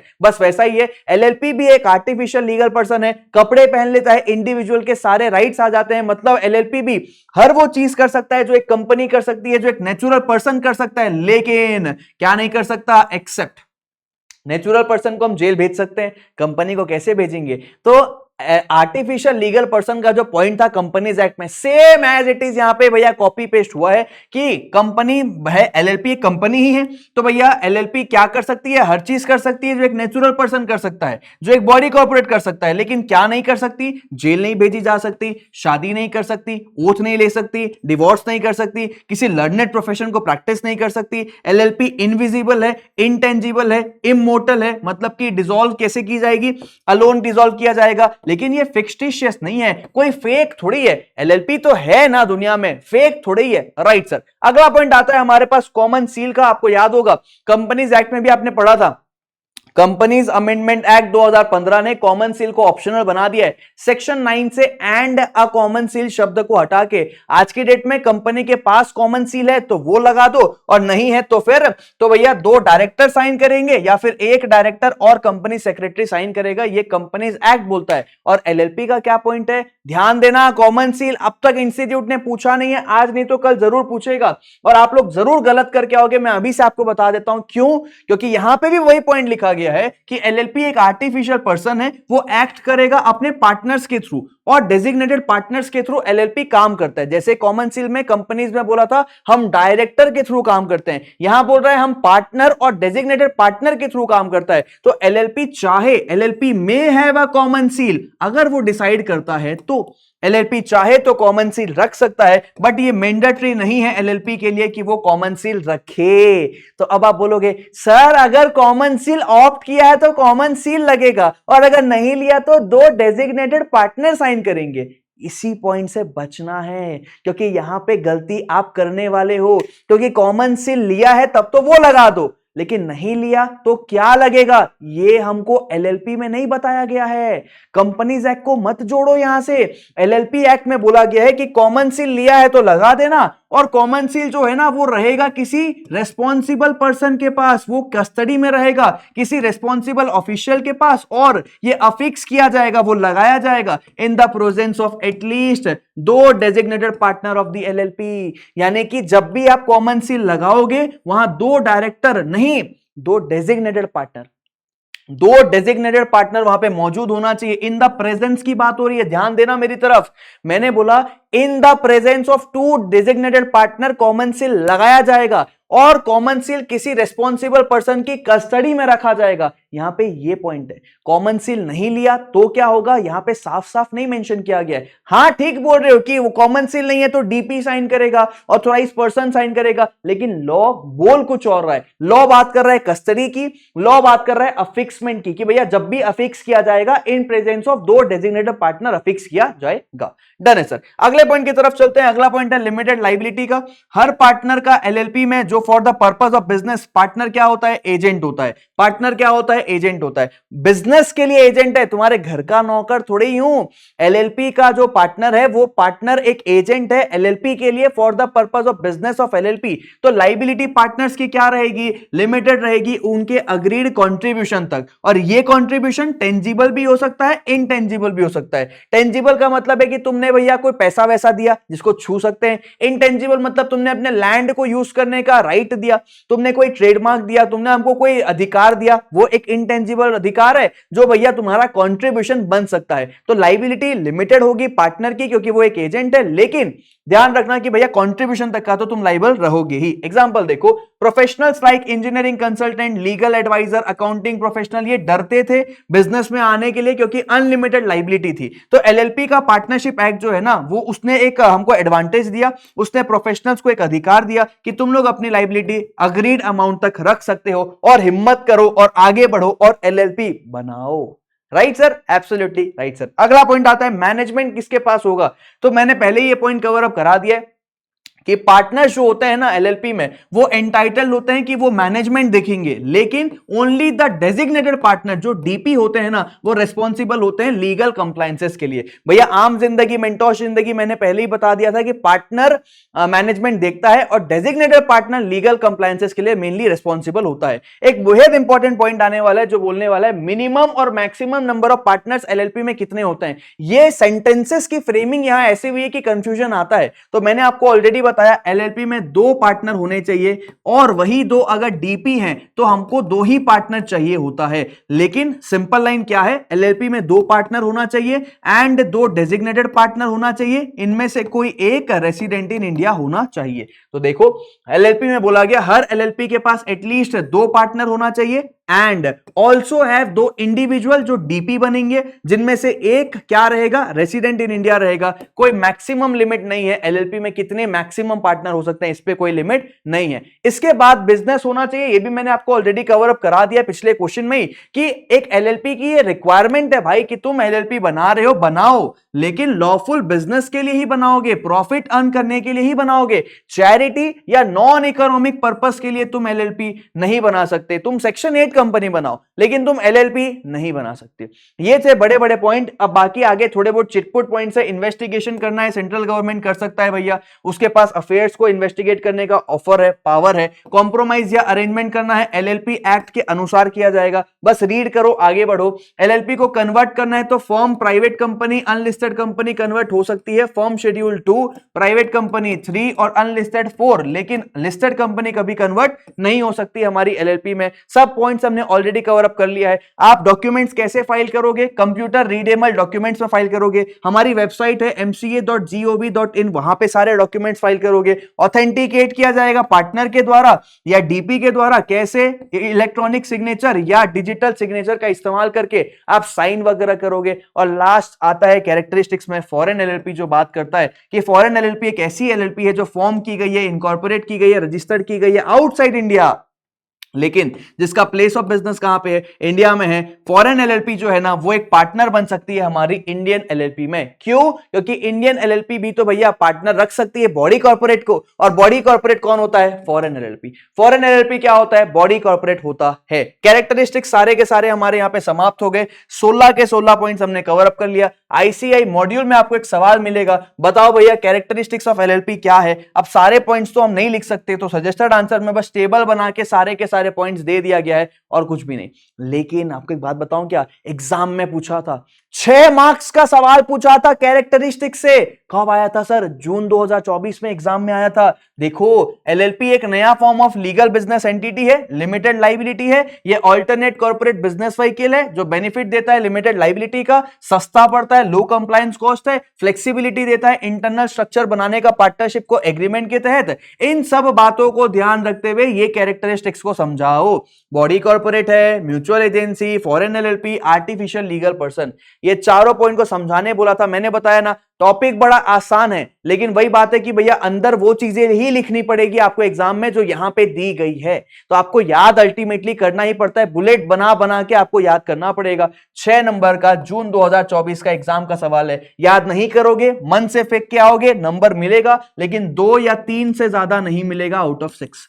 और यही प्रॉब्लम है, बच्चे का जो नंबर आ रहा है 40, 45, 50, उसमें प्रॉब्लम यही है कि वो बुकिश लैंग्वेज नहीं लिखता, वो मन से लिखता है। और मन से लिखने में 50% से ज्यादा नंबर तुमको नहीं मिलेगा। तुम बीकॉम बनाओगे, नंबर भूल जाओ। पूरे नंबर चाहिए तो अच्छा लिख के आने की कोशिश करनी रहेगी। यहां सारे पॉइंट्स एज इट इज दिए गए हैं जो अभी अभी मैंने आप लोगों को कवर अप कराया है। एक और सवाल है, देखो 3 मार्क्स का मई 2025 में आया था कि भैया बताओ, जैसे मैंने आपको बताया ना इंस्टीट्यूट मूडी है, एलएलपी के केस में इंस्टीट्यूट का मन चलता है, मन करेगा तो थ्योरी दे देगा, मन करेगा भैया प्रैक्टिकल दे देगा। जैसे यहां पे मन चला कि राजू और उसका दोस्त अनिल ने आपको अप्रोच किया कि हमको एक एलएलपी बनाना है, हमारा इरादा है कि भैया हमको चैरिटेबल स्कूल चलाना है। तो भैया पर्पस आपका एजुकेशन है, फोकट का है, चैरिटी करने का है, आप जो है एलएलपी नहीं बना सकते। आपका सजेशन क्या रहेगा, देखा अभी से सीए फाउंडेशन के बच्चे को सीए का जैसे पूछो तुम्हारा सजेशन क्या है, क्लाइंट आया है बोल रहा है एलएलपी बनाना है बच्चों को पढ़ाने के लिए फोकट में, पुअर बच्चों को पढ़ाने के लिए, क्या सजेशन दोगे? तुम बताओगे भैया एलएलपी बनाना है तो बनाओ, लेकिन लॉफुल बिजनेस होना चाहिए, आपका इरादा प्रॉफिट कमाने का होना चाहिए, चैरिटी या नॉन इकोनॉमिक पर्पस के लिए एलएलपी आप नहीं बना सकते। तो in the view of above हम ये सजेस्ट करते हैं कि आप सेक्शन 8 कंपनी बनाओ। आपसे सजेशन मांगा था, जो पूछा जाएगा सवाल का जवाब वही देना पड़ेगा, मन से दोगे आंसर में नंबर नहीं मिलेगा। जैसे कि अगला पॉइंट आने वाला है, एडवांटेजेस बताओ एलएलपी का। आप बोलोगे वाह एडवांटेजेस ही एडवांटेजेस है, पार्टनरशिप में अनलिमिटेड लाइबिलिटी थी, यहां पे नहीं है। आप बोलोगे पार्टनरशिप में देखो एग्रीमेंट का फीचर था, यहां पे फायदा है, एग्रीमेंट बना लेना चाहिए। आप बोलोगे पार्टनरशिप में म्यूचुअल एजेंसी था, कितना नुकसान है, डिसएडवांटेजेनियस है, लेकिन एलएलपी में तो ऐसा नहीं है, म्यूचुअल एजेंसी का कॉन्सेप्ट ही नहीं है। एलएलपी एक सेपरेट लीगल एंटिटी है, परपेचुअल सक्सेशन है। ठोको ताली ठोको अपने लिए, क्योंकि कुछ नहीं मिलेगा। अंडा लेके आओगे अंडा, क्या बात कर रहे हो सर, एडवांटेजेस तो है, ये बोल सही रहे हो, बट बोलना वही है जो आईसीआई सुनना चाहता है। तुमको क्या आता है मत बताओ, आईसीआई जो सुनना चाहता है उसको वही सुनाओ। एडवांटेजेस आपको लिख के आने पड़ेंगे, ये सारे पॉइंट्स जो दिए गए हैं कि भैया एलएलपी बनाना आसान है, एलएलपी को खत्म करना आसान है, easy to form easy to dissolve, LLP बनता है on the basis of agreement, partners बना सकते हैं यहाँ पे, ये ऑर्गेनाइज किया जाता है, ऑपरेट होता है पार्टनरशिप के जैसा एग्रीमेंट बना के ही। यहाँ पे प्रोसीजरल रिक्वायरमेंट्स में फ्लेक्सिबिलिटी है, ज्यादा बड़ा प्रोसीजरल रिक्वायरमेंट नहीं है, सारे के सारे पार्टनर यहां लिमिटेड लाइबिलिटी एंजॉय करते हैं, ये फ्लेक्सिबल कैपिटल स्ट्रक्चर होल्ड करता है। सर हमने बताया था ना लिमिटेड लाइबिलिटी है, ये देखो देखो देखो मैच हो गया, हाँ तो इसका नंबर मिलेगा ना, वही तो बता रहा हूं। जो तुमने फेंका है, तुम्हारा फेंका हुआ पत्थर अगर जाके लगा तो भैया तुमको यहां पे मार्क्स मिलेगा। फेंक फेंक के थोड़ा बहुत तो नंबर ले ही आएंगे सर, और फेल हो जाएंगे, क्योंकि फेंकने से ही बच्चे फेल हो रहे हैं भाई, फेंकने से ही लॉ में नंबर नहीं आ रहे हैं। वैसे भी इंस्टीट्यूट जो है आजकल जानते हो आईसीएआई जो है एआई से पेपर बना रहे हैं, तुम जानते हो, तो थोड़ी आपको ना ध्यान रखना पड़ेगा यार, वरना लटकने का पूरा जो है ना बिजनेस लॉ का पूरा गेम जो है ना वो इंस्टीट्यूट का यही था कि फाउंडेशन में पासिंग परसेंटेज कम रखने का। एमसीक्यू तो बच्चे पास हो जा रहे हैं, एमसीक्यू तो बच्चे बना ले रहे हैं, लॉ दे देते हैं। अकाउंट्स तो उनको आता है, पसंद आता है, प्रैक्टिकल है, सीख जाएंगे, लॉ दे देते हैं। तो जो प्रैक्टिकल में स्ट्रांग है, जो थ्योरी में स्ट्रांग है, उसको भैया इंटर में लेके जाएंगे और आगे बढ़ाएंगे।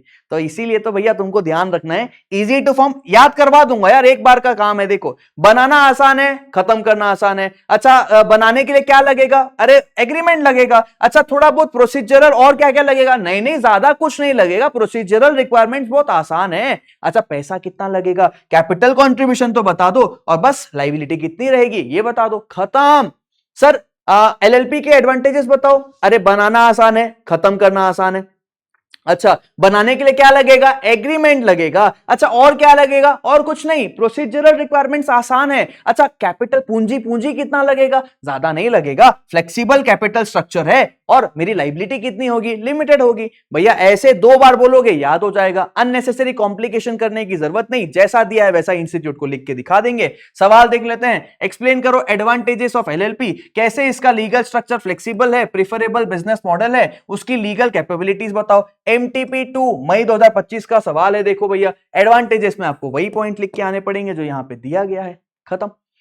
डन है सर। अब आगे चलने वाले हैं हम इनकॉर्पोरेशन ऑफ एलएलपी की तरफ, और ताज्जुब की बात तो नहीं, अच्छी बात है कि हमारे देखो कंपनीज एक्ट का इनकॉर्पोरेशन आपको याद होगा, कंपनी कैसे इनकॉर्पोरेट होती है आपको याद होगा। बहुत सारे पॉइंट थे, इंस्टीट्यूट ने अब तक नहीं पूछा है, लेकिन एलएलपी कैसे इनकॉर्पोरेट होता है ये सवाल इंस्टीट्यूट पूछ चुका है। इंस्टीट्यूट पूछ चुका है कि एलएलपी कैसे इनकॉर्पोरेट होती है। तो एलएलपी कैसे इनकॉर्पोरेट होती है मैं आप लोग को बताने वाला हूं। इनकॉर्पोरेशन डॉक्यूमेंट सेक्शन नंबर 11 के तहत बोला जाएगा। आपको अगर एग्जाम में पूछा जाए एलएलपी का इनकॉर्पोरेशन बताओ, तो आपको सेक्शन नंबर 11 और सेक्शन नंबर 12 लिख के आना पड़ेगा। आप ये बताओगे कि मोस्ट इंपॉर्टेंट डॉक्यूमेंट जो एलएलपी बनाने के लिए जरूरत होता है उसको हम कहते हैं इनकॉर्पोरेशन डॉक्यूमेंट। क्या बोलोगे? जो जो डॉक्यूमेंट की जरूरत होती है एलएलपी बनाने के लिए, एलएलपी का रजिस्ट्रेशन कराने के लिए, वो क्या कहलाता है? इनकॉर्पोरेशन डॉक्यूमेंट कहलाता है। आपको याद है ना कंपनीज एक्ट में कितने सारे पॉइंट्स थे? पॉइंट नंबर 1 के अंदर ही 7 पॉइंट था। दो पॉइंट भैया, एक बोलता था मेमोरेंडम आर्टिकल साइन करके जमा कराओ, डिक्लेरेशन दो, एड्रेस फॉर कॉरेस्पॉन्डेंस बताओ, पर्टिकुलर बताओ फर्स्ट डायरेक्टर का, ईच सब्सक्राइबर का। दूसरा पॉइंट भैया हमारा सर्टिफिकेट ऑफ इनकॉर्पोरेशन मिलेगा, अगर रजिस्ट्रार सेटिस्फाइड है तो सिन नंबर देगा, प्रिजर्व करो टिल इट्स डिसोल्यूशन। ट्रिब्यूनल का पॉइंट, चोरी पकड़ा गई, सप्रेशन ऑफ मटेरियल फैक्ट किया, फॉल्स इंफॉर्मेशन दिया, ट्रिब्यूनल क्या ऑर्डर दे सकता है। इतना बड़ा इनकॉर्पोरेशन था कंपनीज में। यहां पे इतना बड़ा इनकॉर्पोरेशन नहीं है, यहां पे सिंपल बोल रहा है दो चीजें चाहिए, दो चीजें चाहिए, उनके ऊपर थोड़ा डिटेल में बात होनी है। एलएलपी इनकॉर्पोरेट करने के लिए सेक्शन नंबर भैया हमको 11 बताता है कि दो चीजें चाहिए, एक तो है इनकॉर्पोरेशन डॉक्यूमेंट, कुछ फॉलोइंग डॉक्यूमेंट्स है हमको चाहिए, साथ ही हमको एक स्टेटमेंट चाहिए। क्या चाहिए? एक स्टेटमेंट चाहिए जो प्रेस्क्राइब्ड होगा, सीए वगैरह बना के देगा। आ जाओ पहला पॉइंट की तरफ लेके चलता हूं। तो एलएलपी को इनकॉर्पोरेट करने के लिए दो या दो से ज्यादा लोग आएंगे, लॉफुल बिजनेस करने के लिए आएंगे, प्रॉफिट कमाने के इरादे से आएंगे, अपना नाम सब्सक्राइब करेंगे यूट्यूब चैनल पे, नहीं, अपना नाम सब्सक्राइब करेंगे इनकॉर्पोरेशन डॉक्यूमेंट पे। यहां पे मेमोरेंडम आर्टिकल लिख के मत आ जाना, क्योंकि नाम बोल बोल के, सेंटेंस बोल बोल के ऐसी आदत पड़ जाती है। सब्सक्राइब करेंगे to the memorandum and article, ना ना ना ना, आपको यहां पे लिखना है कि भैया दो या दो से ज्यादा लोग आएंगे, लॉफुल बिजनेस के लिए आएंगे, प्रॉफिट लेने के लिए आएंगे, अपना नाम सब्सक्राइब करेंगे इनकॉर्पोरेशन डॉक्यूमेंट में। अच्छा, ये इनकॉर्पोरेशन डॉक्यूमेंट फिर फाइल किया जाएगा, ऑब्वियस सी बात है, तुम यहां पे अपना नाम वाम लिख रहे हो, साइन कर रहे हो, अब इसको फाइल करो भैया। ये इनकॉर्पोरेशन डॉक्यूमेंट फाइल किया जाएगा रजिस्ट्रार के पास in such manner with such fees जो प्रेस्क्राइब किया गया है। कौन सा रजिस्ट्रार? वो रजिस्ट्रार जिसके स्टेट में भैया, जिसके जहां पे आपका रजिस्टर्ड ऑफिस जो है ना वो टू बी सिचुएटेड है।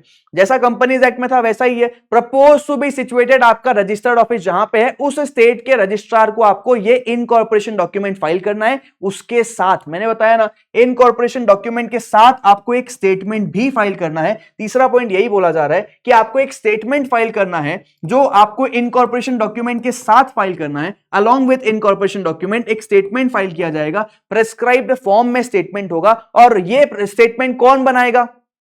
बहुत इंपॉर्टेंट। अरे शॉर्टकट है यार, शॉर्टकट कैसे नहीं है? कंपनीज एक्ट में इतने इतने सेक्शंस थे, सारी चीजें तुमने कंप्लाई की या नहीं की, कौन चेक करने बैठेगा? जो कंपनी बना रहा है उससे लिखवा लो ना, बता, लिख के दे कि तूने सारे प्रोविजंस कंप्लाई किए हैं, डिक्लेरेशन ले लो।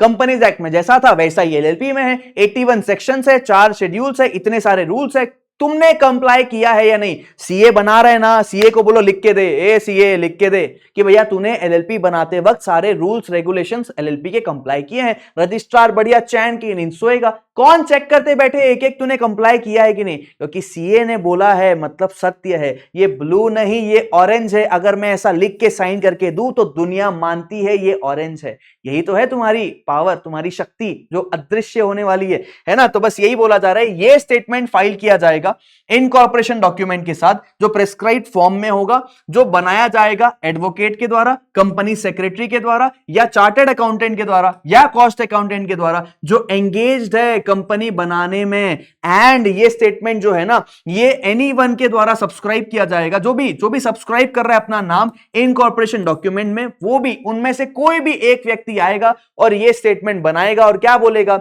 सर? वो ये बात बोलेगा कि सारे के सारे requirements, all the requirements of this act and the rules made thereunder have been complied thereunder. मतलब आपको सर, आपने बहुत शॉर्टकट में समझा दिया, हमारे दिमाग में, पूरा दिमाग में क्लियर हो गया है कि कंपनी इनकॉर्पोरेट करने में बहुत सारी चीजें थी, बट एलएलपी में दो ही चीजें हैं। एक है इनकॉर्पोरेशन डॉक्यूमेंट, इनकॉर्पोरेशन डॉक्यूमेंट में भैया वो प्रेस्क्राइब फॉर्म में होगा, प्रेस्क्राइब फीस के साथ रजिस्ट्रार को फाइल करना होगा। अच्छा, कौन सा रजिस्ट्रार? जहां पे आपका registered office to be situated है। अच्छा, दूसरा पॉइंट, आपको एक स्टेटमेंट फाइल करना होगा। ये स्टेटमेंट कौन फाइल करेगा? सीए, सीएस, सीएमए, एडवोकेट, जो भी कंपनी बनाने में एंगेज्ड है, एलएलपी बनाने में एंगेज्ड है। और वो उसको कौन साइन करेगा? उसको कौन फाइल करेगा? एनीवन जो भैया सब्सक्राइब कर रहा है अपना नाम इनकॉर्पोरेशन डॉक्यूमेंट में। क्या बताएगा कि भैया सारे के सारे रिक्वायरमेंट इस एक्ट के और जो रूल्स बनाए गए हैं वो कंप्लाई हो गए हैं। इनकॉर्पोरेशन डॉक्यूमेंट में क्या रहेगा? इनकॉर्पोरेशन डॉक्यूमेंट उस फॉर्म में रहेगा जो प्रेस्क्राइब किया गया है। इसमें नाम बताया जाएगा, एलएलपी का नाम क्या होने वाला है। इसमें भैया बताया जाएगा एलएलपी का प्रपोज्ड बिजनेस क्या होने वाला है, क्या नाम है, क्या काम है, क्या नाम है, क्या काम है, क्या एड्रेस होने वाला है, एड्रेस ऑफ रजिस्टर्ड ऑफिस तुम्हारा क्या रहेगा, अपने पार्टनर के बारे में तो बताओ। तो भैया अगला पॉइंट आने वाला है, अपना नाम और एड्रेस बताओ ईच ऑफ द पर्सन जो आपके एलएलपी में पार्टनर बनने वाले हैं। नाम और एड्रेस बताओ ईच ऑफ द पर्सन जो आपके एलएलपी में डेजिग्नेटेड पार्टनर बनने वाले हैं। कुछ अदर इंफॉर्मेशन जो प्रिस्क्राइब किए गए हैं प्रपोज्ड एलएलपी के लिए। बस इनकॉर्पोरेशन डॉक्यूमेंट में आपको ये सारी चीजें बतानी होगी कि भैया आप ये बताओगे कि आपका, देखो सबसे पहले क्या बताओगे, ये उस फॉर्म में रहेगा जो प्रिस्क्राइब है, डिपार्टमेंट से निकाल लो भैया, डाउनलोड कर लो, ये इनकॉर्पोरेशन डॉक्यूमेंट आपके उस फॉर्म में रहेगा जो प्रिस्क्राइब है। आपका नाम बताओ, आपके बिजनेस का नाम बताओ, अपना एड्रेस दो, क्या नाम है, क्या करते हो, कहां रहते हो। कोई भी तुमसे मिलेगा यही तो पूछेगा, क्या नाम है, अच्छा क्या कर रहे हो, सीए कर रहे हो, कहां रहते हो, इधर रहते हो, उधर रहते हो, बस यही तो पूछेगा। पापा कौन है, मम्मी कौन है, ये पूछेगा नहीं, पापा कौन है, मम्मी कौन है, यहां पापा मम्मी पार्टनर है। नेम एड्रेस अपने पापा का बताओ, नेम एड्रेस अपनी मम्मी का बताओ, कुछ अदर इंफॉर्मेशन जो प्रिस्क्राइब है। ऐसा आराम से याद हो जाएगा। जबरदस्ती का मेमोरी कैप्सूल हर जगह नहीं बनाते, वरना मेमोरी कैप्सूल को याद रखने के लिए एक और कैप्सूल एग्जाम में लेके जाओ और फिर उस कैप्सूल को बिना खाए सब भूल जाओ। जहां जरूरत होती है वहीं हम याद करते हैं। फिर आपको बताना होगा कि भैया देखो, एक अगर इंसान ये स्टेटमेंट दे रहा है जो मैंने अभी अभी बताया, जो उसको पता है कि मैं गलत बात बोल रहा हूं, मैंने गलत बात बोला है, मैं जो स्टेटमेंट फाइल कर रहा हूं वो गलत है, या मुझे पता है कि भैया does not believe it to be true, मुझे पता है कुछ तो गड़बड़ है दया, कुछ तो ट्रू नहीं है, कुछ तो सत्य नहीं है, मैं फिर भी स्टेटमेंट फाइल कर रहा हूं, तो भैया ठोकेंगे मेरे को, इंप्रिजनमेंट, जेल भेजेंगे। कब तक के लिए, 2 साल तक के लिए मुझे जेल हो सकती है और फाइन लग सकता है जो एक्सटेंड करेगा, जो होगा नॉट लेस देन 10,000 रुपए, बट जो एक्सटेंड करेगा 5 लाख रुपए तक का। मतलब अगर मैंने ये स्टेटमेंट फाइल किया जो मुझे पता है कि कुछ मैं गलत बता रहा हूं या does not believe it to be true, तो भैया इंप्रिजनमेंट 2 साल तक का हो सकता है और फाइन लगाया जाएगा नॉट लेस देन 10,000, बट जिसको एक्सटेंड किया जा सकता है 5 लाख रुपए तक का।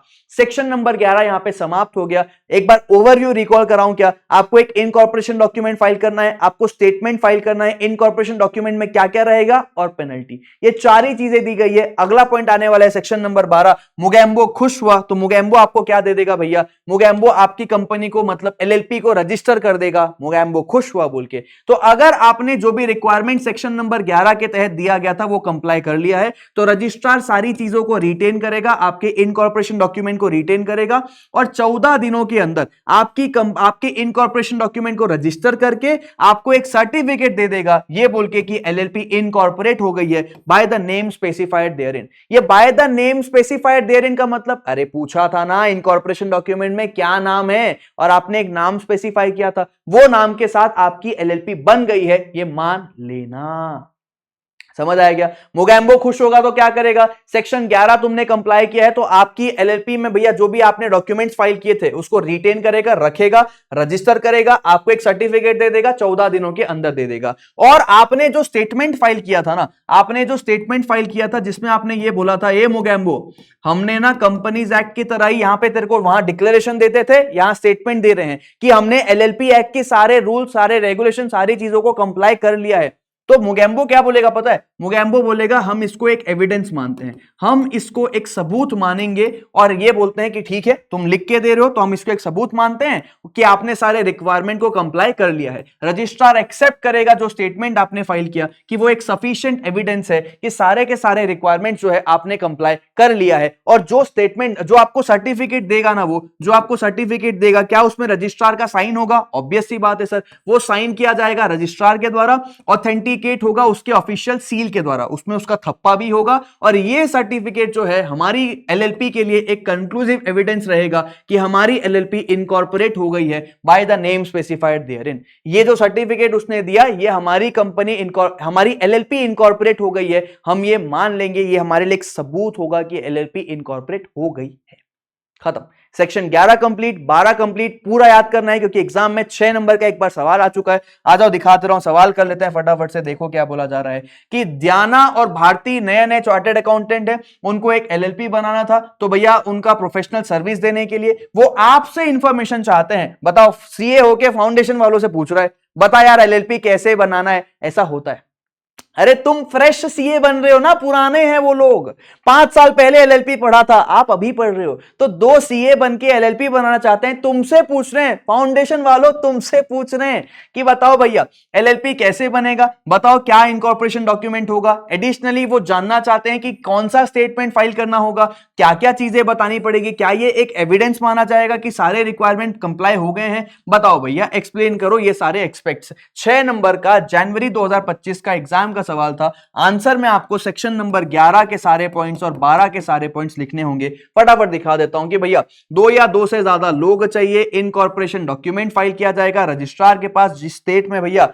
आपका एलएलपी प्रपोज अभी होना है, बनना है, ऑफिस बनना है। ये जो स्टेटमेंट फाइल किया जाएगा, ये स्टेटमेंट प्रिस्क्राइब फॉर्म में होगा, बनाया जाएगा। सीए, सीएस, सीएमए, एडवोकेट जो एंगेज है और एनीवन जो सब्सक्राइब कर रहा है अपना नाम, कि सारे के सारे रिक्वायरमेंट जो है कंप्लाई हो गए हैं। ठीक है, ये इनकॉर्पोरेशन डॉक्यूमेंट उस फॉर्म में होगा जो प्रिस्क्राइब है। यहां पे नाम बताया जाएगा एलएलपी का, प्रपोज्ड बिजनेस बताया जाएगा, एड्रेस बताया जाएगा, name and address of each of the person बताया जाएगा जो पार्टनर बनेगा, state the name and address of the person जो डीपी बनेगा, और कुछ अदर इंफॉर्मेशन जो प्रिस्क्राइब किया गया है। अगर आपने ये स्टेटमेंट फॉल्स दिया या believe to be not true दिया तो 2 साल तक की जेल, 10,000 से लेकर 5 लाख तक का फाइन। इनकॉर्पोरेशन बाय रजिस्ट्रेशन में सेक्शन 12 बोलता है मोगेम्बो अगर खुश हुआ तो आपके जो आपने स्टेटमेंट फाइल किया उसको सफिशिएंट एविडेंस मान के आपको क्या दे देगा, सर्टिफिकेट ऑफ इनकॉर्पोरेशन दे देगा। और ये सर्टिफिकेट ऑफ इनकॉर्पोरेशन आपके लिए एक एविडेंस रहेगा कि सारे के सारे लीगल रिक्वायरमेंट्स आपने कंप्लाई कर दिया है।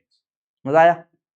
चलो आगे चलते हैं, रजिस्टर्ड ऑफिस की तरफ। सेक्शन नंबर 13 चलते हैं। सेक्शन नंबर 13 बोलता है कि यार अता पता लापता देखा है क्या? अरे सर सुना बहुत है। अता पता का मतलब थोड़ा अता पता तो दे, रहता कहां है, तेरा रजिस्टर्ड ऑफिस है कहां पे? चिट्ठी आई है, चिट्ठी आई है, भेजना है, चिट्ठी भेजना है, एड्रेस तो दे भाई, एड्रेस।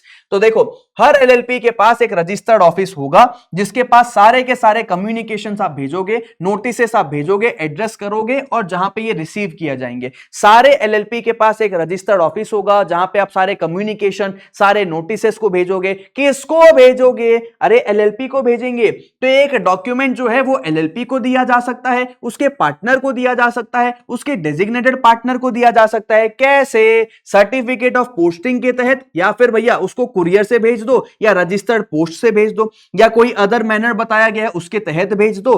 कहां भेजोगे? रजिस्टर्ड ऑफिस में भेजोगे, या एनी अदर एड्रेस जो बताया गया है एलएलपी के द्वारा। ओ भैया मैं यहां नहीं रहता, मैं इसके बगल वाले बिल्डिंग पे रहता हूं। एलएलपी ने बताया है कि चिट्ठी भेजना है तो मेरे रजिस्टर्ड ऑफिस में भेज देना, या फिर एनी अदर एड्रेस जो भैया एलएलपी ने स्पेसिफाई किया है कि मुझे चिट्ठी यहां भेजना, मैं यहां रहता हूं, अपने घर में नहीं बगल के घर में रहता हूं। तो देखो भैया डॉक्यूमेंट सर्व किया जाएगा एलएलपी को, उसके पार्टनर को, उसके डेजिग्नेटेड पार्टनर को। कैसे? आप उसको पोस्ट के तहत भेज दो, सर्टिफिकेट ऑफ पोस्टिंग के साथ भेज दो, रजिस्टर्ड ऑफिस से भेज दो, या एनी अदर मैनर जो प्रेस्क्राइब किया गया है उसके तहत भेज दो। कहां भेजोगे? रजिस्टर्ड ऑफिस में भेज दोगे, या एनी अदर एड्रेस जो डिक्लेयर किया गया है एलएलपी के द्वारा for the purpose in such form and manner, जो प्रेस्क्राइब किया गया है कि मुझे डॉक्यूमेंट भेजना है तो यहां भेज देना। अच्छा मेरे को कल को अपना एड्रेस चेंज करना है, आधार कार्ड में नाम बदलने के जैसा, तो भैया मेरे को मेरा एड्रेस चेंज करना है तो कैसे चेंज करूंगा? कर दो। एलएलपी अपना एड्रेस बिल्कुल बदल सकता है। एलएलपी अपना address place of registered office बदलेगा। कैसे? नोटिस दे देगा भैया इस चेंज का रजिस्ट्रार को, मतलब एलएलपी नोटिस देगा रजिस्ट्रार बाबू को और बोलेगा मोगेम्बो हमने अपना ऑफिस चेंज कर दिया है in such form and manner subject to such condition जो प्रेस्क्राइब है। और ये जो चेंज है ना, ये इसका इफेक्ट तभी आएगा जब मोगेम्बो को पता चलेगा।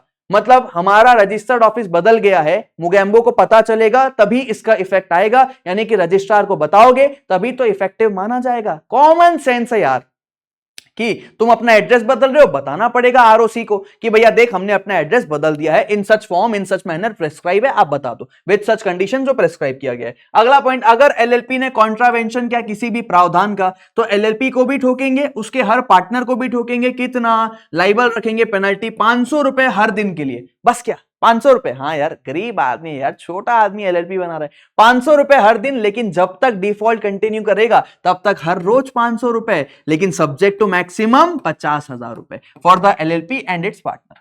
हर पार्टनर हर मतलब एलएलपी के लिए, उसके हर पार्टनर के लिए हम 500 रुपए पर दिन पे भैया उस पर चार्ज करेंगे पेनल्टी, सब्जेक्ट टू मैक्सिमम 50,000 रुपए तक चार्ज कर सकते हैं। सर एक बार समराइज कर दो, आ जाओ सवाल से समराइज कर देता हूं, सवाल की तरफ चलते हैं भैया। सवाल क्या है? सवाल है हमारा आरटीपी सितंबर 2024 का सवाल, जो बोलता है, क्या बोलता है, वैसे रिसेंटली भी एग्जाम में आया था, वो रूल्स बताओ जो रजिस्टर्ड ऑफिस से रिलेटेड है और उसमें चेंज कैसे होगा ये आपको बताना है। पहला पॉइंट, हर एलएलपी के पास रजिस्टर्ड ऑफिस होगा जहां पे सारे कम्युनिकेशन एड्रेस किए जाएंगे, रिसीव किए जाएंगे। डॉक्यूमेंट किसको दिया जाएगा? एलएलपी को, पार्टनर को या डीपी को। कैसे? पोस्ट के तहत, सर्टिफिकेट ऑफ पोस्टिंग के तहत, रजिस्टर्ड पोस्ट के तहत या एनी अदर मैनर जो प्रेस्क्राइब है। कहां भेजेंगे? रजिस्टर्ड ऑफिस में भेजेंगे और कोई एड्रेस स्पेसिफिकली डिक्लेयर किया गया वहां भेजेंगे। तुमको चेंज करना है, रजिस्ट्रार को ऑफिस भैया चेंज करना है, नोटिस दे दो with such terms and conditions, with such form, with such जो है हमारे जो भी चीजें प्रेस्क्राइब है उसके साथ, फीस के साथ आप दे दो, और इसका इफेक्ट तभी आएगा जब आप बताओगे। और एलएलपी ने कॉन्ट्रावेंशन किया प्रोविजन का, तो एलएलपी और उसके हर पार्टनर को भैया ठोकेंगे 500 रुपए पर डे, जब तक डिफॉल्ट कंटिन्यू करेगा, मैक्सिमम 50,000 रुपए तक का फॉर द एलएलपी एंड इसके एवरी पार्टनर तक का। राइट अच्छा, एलएलपी तो अब बन गई है, रजिस्ट्रेशन होने के बाद क्या इफेक्ट आता है? हमारा अगला सेक्शन यही है। सेक्शन नंबर 14 बताता है एलएलपी बन गई है तो बनने के बाद क्या इफेक्ट आएगा। आपको याद होगा कंपनीज एक्ट का रजिस्ट्रेशन के बाद भी क्या इफेक्ट आता है। कंपनी अपने नाम पे प्रॉपर्टी खरीद सकती है, मूवेबल हो, इमूवेबल हो, कंपनी कॉमन सील ले सकती है, सू की जा सकती है, सू कर सकती है। वही सारे पॉइंट्स यहां पे एज इट इज वापस से आ गए हैं। तो देखो भैया बोला जा रहा है कि रजिस्ट्रेशन के बाद एलएलपी अपने ही नाम पे कॉमन सील ले सकती है, अगर वो चाहे तो प्रॉपर्टी ले सकती है, मूवेबल इमूवेबल डिस्पोज ऑफ कर सकती है, सू कर सकती है, सू की जा सकती है, वो सारी चीजें कर सकती है जो बॉडी कॉर्पोरेट लॉफुली कर सकता है, वो सारी चीजें एलएलपी भी कर सकती है। आ जाओ सवाल करवा दे रहा हूं, एक सवाल भी है, what are the effects of registration. ये सवाल जो है ना आईसीआई मॉड्यूल में भी दिया गया है। तो देखो 4 पॉइंट से चारों पॉइंट आपको लिखना पड़ेगा एग्जाम में। सू कर सकती है, की जा सकती है, प्रॉपर्टी वाला पॉइंट, मूवेबल इमूवेबल वाला पॉइंट, कॉमन सील वाला पॉइंट, और वो सारी चीजें जो आमतौर पे बॉडी कॉर्पोरेट करती है, ये वो वाला पॉइंट भी आपको बताना पड़ेगा। डन है सर। आखिरी कुछ सेट ऑफ सेक्शन बचे हैं 15, 16, 17 जो बेहद इंपॉर्टेंट होने वाले हैं, जो बात करने वाले हैं नेम क्लॉज के बारे में। नेम क्लॉज में 15, 16 और 17 तीन सेक्शंस है और तीनों बेहद इंपॉर्टेंट है, एग्जाम पर्सपेक्टिव से काफी अच्छा पॉइंट है। 15 छोटा सा पॉइंट है जो बोलता है हर एलएलपी को अपने नाम के बाद क्या लगाना पड़ेगा? लिमिटेड लायबिलिटी पार्टनरशिप लगाना पड़ेगा, या अपने नाम के बाद एक्रोनिम लगाएगा एलएलपी उसके लास्ट वर्ड्स के तहत। कोई भी एलएलपी रजिस्टर्ड नहीं की जाएगी ऐसे नाम के साथ में जो सेंट्रल गवर्नमेंट की नजरों में क्या है? अनडिजायरेबल है। कोई गाली वाली लिख दो और एलएलपी बगल में लगा दो, एलएलपी बन जाएगा क्या? कैसी बात कर रहे हो सर? बस वही तो है। नेम क्लॉज बोलता है हर एलएलपी के नाम के बाद लिमिटेड लायबिलिटी पार्टनरशिप रहेगा या फिर एक्रोनिम रहेगा एलएलपी। लेकिन ध्यान रखना, ये बात ध्यान रखना, कोई भी एलएलपी रजिस्टर्ड नहीं की जाएगी एक ऐसे नाम के साथ जो सेंट्रल गवर्नमेंट की नजरों में अनडिजायरेबल है, उसकी इच्छा के खिलाफ है, या फिर वो आइडेंटिकल है। आइडेंटिकल का मतलब होता है सिमिलर, वो सिमिलर है। किसके नाम से सिमिलर है? किसी दूसरे सिमिलर है या टू नियरली रिजेंबल करता है, मिलता जुलता है। Studio Zudio, Lenskart Lenstrack, Axel XL, मतलब मिलता जुलता है। यानी कि भैया आपके सेंट्रल गवर्नमेंट के दिमाग के हिसाब से वो अनडिजायरेबल है, आइडेंटिकल है या टू नियरली रिजेंबल है to that of any other LLP. दूसरे एलएलपी के नाम से मिलता जुलता है, दूसरी कंपनी के नाम से मिलता जुलता है, या किसी के रजिस्टर्ड ट्रेडमार्क के नाम से मिलता जुलता है। सर ये रजिस्टर्ड ट्रेडमार्क क्या चक्कर है, समझाना जरा। अरे तुम मुझे बताओ, मैगी एक ब्रांड है तो मैं क्या मैगी एलएलपी बना सकता हूं? The answer is no. Maggi की कंपनी अलग है, नेस्ले भैया उसकी कंपनी के बाद लिमिटेड वगैरह लगा है, लेकिन मैगी मैं बना सकता हूं, मैगी एलएलपी नहीं बना सकता। मैं जूडियो एलएलपी बना सकता हूं, जूडियो कपड़े का ब्रांड नहीं बना सकता। मैं डोमिनोज एलएलपी बना सकता हूं, नहीं बना सकता। सर डोमिनोज के बाद तो प्राइवेट लिमिटेड नहीं लिखा है, डोमिनोज की कंपनी तो अलग है ना, जुब्रिकेंट फूड्स प्राइवेट लिमिटेड ऐसा कुछ नाम है। तो भैया यहां पे मेरा कहने का मतलब यह है कि आपका कोई एग्जिस्टिंग ट्रेडमार्क है, ब्रांड नेम है, लोगो नेम है, उसके बाद कल को कोई आदमी एलएलपी लगा दे और सेंट्रल गवर्नमेंट दे दे तो कितना बड़ा मिसकंसेप्शन मार्केट में आ सकता है। अमूल दूध पीता है इंडिया, अमूल एलएलपी बना दो। टेंशन खत्म। अमूल के नाम से, अरे तुम्हारा दूध किसका है? अमूल का है। छाछ किसका है? अमूल का है। अरे फ्लाइट में अमूल एलएलपी का, फ्लाइट में तुमको अगर छाछ मिल जाए सर पकड़ लोगे। सेम पैकेजिंग करके अगर कल को कोई नाम बेचने लगे अमूल एलएलपी, अमूल का दूध है, अमूल की एलएलपी है, बैंड बच जाएगा भाई। तो यहां पे सेक्शन 15 बोलता है कि एलएलपी जो है ना अपने नाम के बाद वर्ड्स रखेगा क्या? इधर लिमिटेड लाइबिलिटी पार्टनरशिप रखेगा या एक्रोनिम रखेगा एलएलपी अपने नाम के बाद लास्ट वर्ड्स में, और कोई भी एलएलपी रजिस्टर नहीं की जाएगी ऐसे शब्दों के साथ जो in the opinion of central government क्या है? अनडिजायरेबल है, आइडेंटिकल है या टू नियरली रिजेंबल है किसी दूसरे एलएलपी के साथ, किसी कंपनी के साथ या किसी रजिस्टर्ड ट्रेडमार्क के साथ under the trademark act 1999। Section number 15 हमारा कंप्लीट हो चुका है। सेक्शन नंबर 16 बात करता है रिजर्वेशन ऑफ नेम के बारे में कि तुमको अपने नाम को रिजर्व कराना पड़ता है, आरओसी से अप्रूव करवाना पड़ता है, रिजर्व करवाना पड़ता है। तुम अपना नाम रिजर्व करवाओगे तो भैया बोला जा रहा है कि कोई भी पर्सन अप्लाई कर सकता है उस फॉर्म और मैनर में, उस फीस के साथ, बिना पैसों के। तो ये लोग बात नहीं करते जो प्रेस्क्राइब किया गया है कि दादा ओ मुगेम्बो हमको ना ये रिजर्वेशन ऑफ नेम करना है। जो भैया इन द एप्लीकेशन आप नाम बताओगे कि देख बाबा मेरे को ये नाम मांगता है, देगा क्या? मेरे को ये नाम मांगता है मुगेम्बो, सुनना ये नाम मांगता है। आप रजिस्ट्रार को अप्लाई करो in such form, in such manner, with such fees जो प्रेस्क्राइब किया गया है कि मुझे ये नाम चाहिए। ये नाम चाहिए प्रपोज एलएलपी का कि एक नई एलएलपी बना रहा हूं, ये नाम चाहिए, या नाम चाहिए to which a LLP propose to change. Nikesh LLP already बना हुआ है, मुझे बनाना है शिवेश एलएलपी। मैं अपना नाम निकेश से शिवेश करना चाहता हूं, मतलब भैया अपना नाम चेंज करना चाहता हूं। तो रजिस्ट्रार को अप्लाई करूंगा कि देख यार मेरे को ये नाम चाहिए, देगा क्या? मतलब ये नाम लेगा कि देगा क्या, चलेगा क्या? देख ले, चेक कर ले एक बार कि कहीं अनडिजायरेबल तो नहीं है, आइडेंटिकल तो नहीं है, too nearly resemble to any other LLP company या बॉडी, सॉरी हमारा ट्रेडमार्क तो नहीं है। देख ले भाई एक बार तू। तो आप नाम के लिए अप्लाई करोगे। अपॉन रिसिप्ट ऑफ एप्लीकेशन, आपका एप्लीकेशन मिला, आपका पैसा मिला, प्रेस्क्राइब फी मिला, रजिस्ट्रार जो है अगर वो संतुष्ट है, सेटिस्फाइड है, सब्जेक्ट टू द रूल्स जो प्रेस्क्राइब किया गया है सेंट्रल गवर्नमेंट के द्वारा, इन द मैनर में, इन द मैटर जो भी सेंट्रल गवर्नमेंट रूल्स दे रही है, और पता चल रहा है कि जो नाम आपने अप्लाई किया है रिजर्व करवाने के लिए वो ऐसा नाम है जिसको रिजेक्ट नहीं कराया जा सकता, not one which may be rejected. आपने जो नाम मांगा है ना रिजर्वेशन के लिए वो नाम ऐसा नहीं है कि सेक्शन 15 के तहत वो अनडिजायरेबल हो, आइडेंटिकल हो, टू नियरली रिजेंबल हो। ऐसा नाम होता तो मैं रिजेक्ट कर देता, ऐसा नाम तो वो है ही नहीं। तो आपने जो नाम अप्लाई किया है आपने प्रेस्क्राइब फी में दिया, प्रेस्क्राइब फॉर्म में दिया, प्रेस्क्राइब मैनर में दिया, और आपका नाम सारे कंडीशंस को प्रेस्क्राइब करके भैया फुलफिल कर रहा है, तो आपके नाम को रजिस्ट्रार रिजर्व कर देगा name for a period of 3 months. 3 महीने के लिए आपका नाम बचा के रखा जाएगा from the date of intimation, जो रजिस्ट्रार आपको देगा कि आज से 3 महीने तक आपके लिए यह नाम रिजर्व्ड है।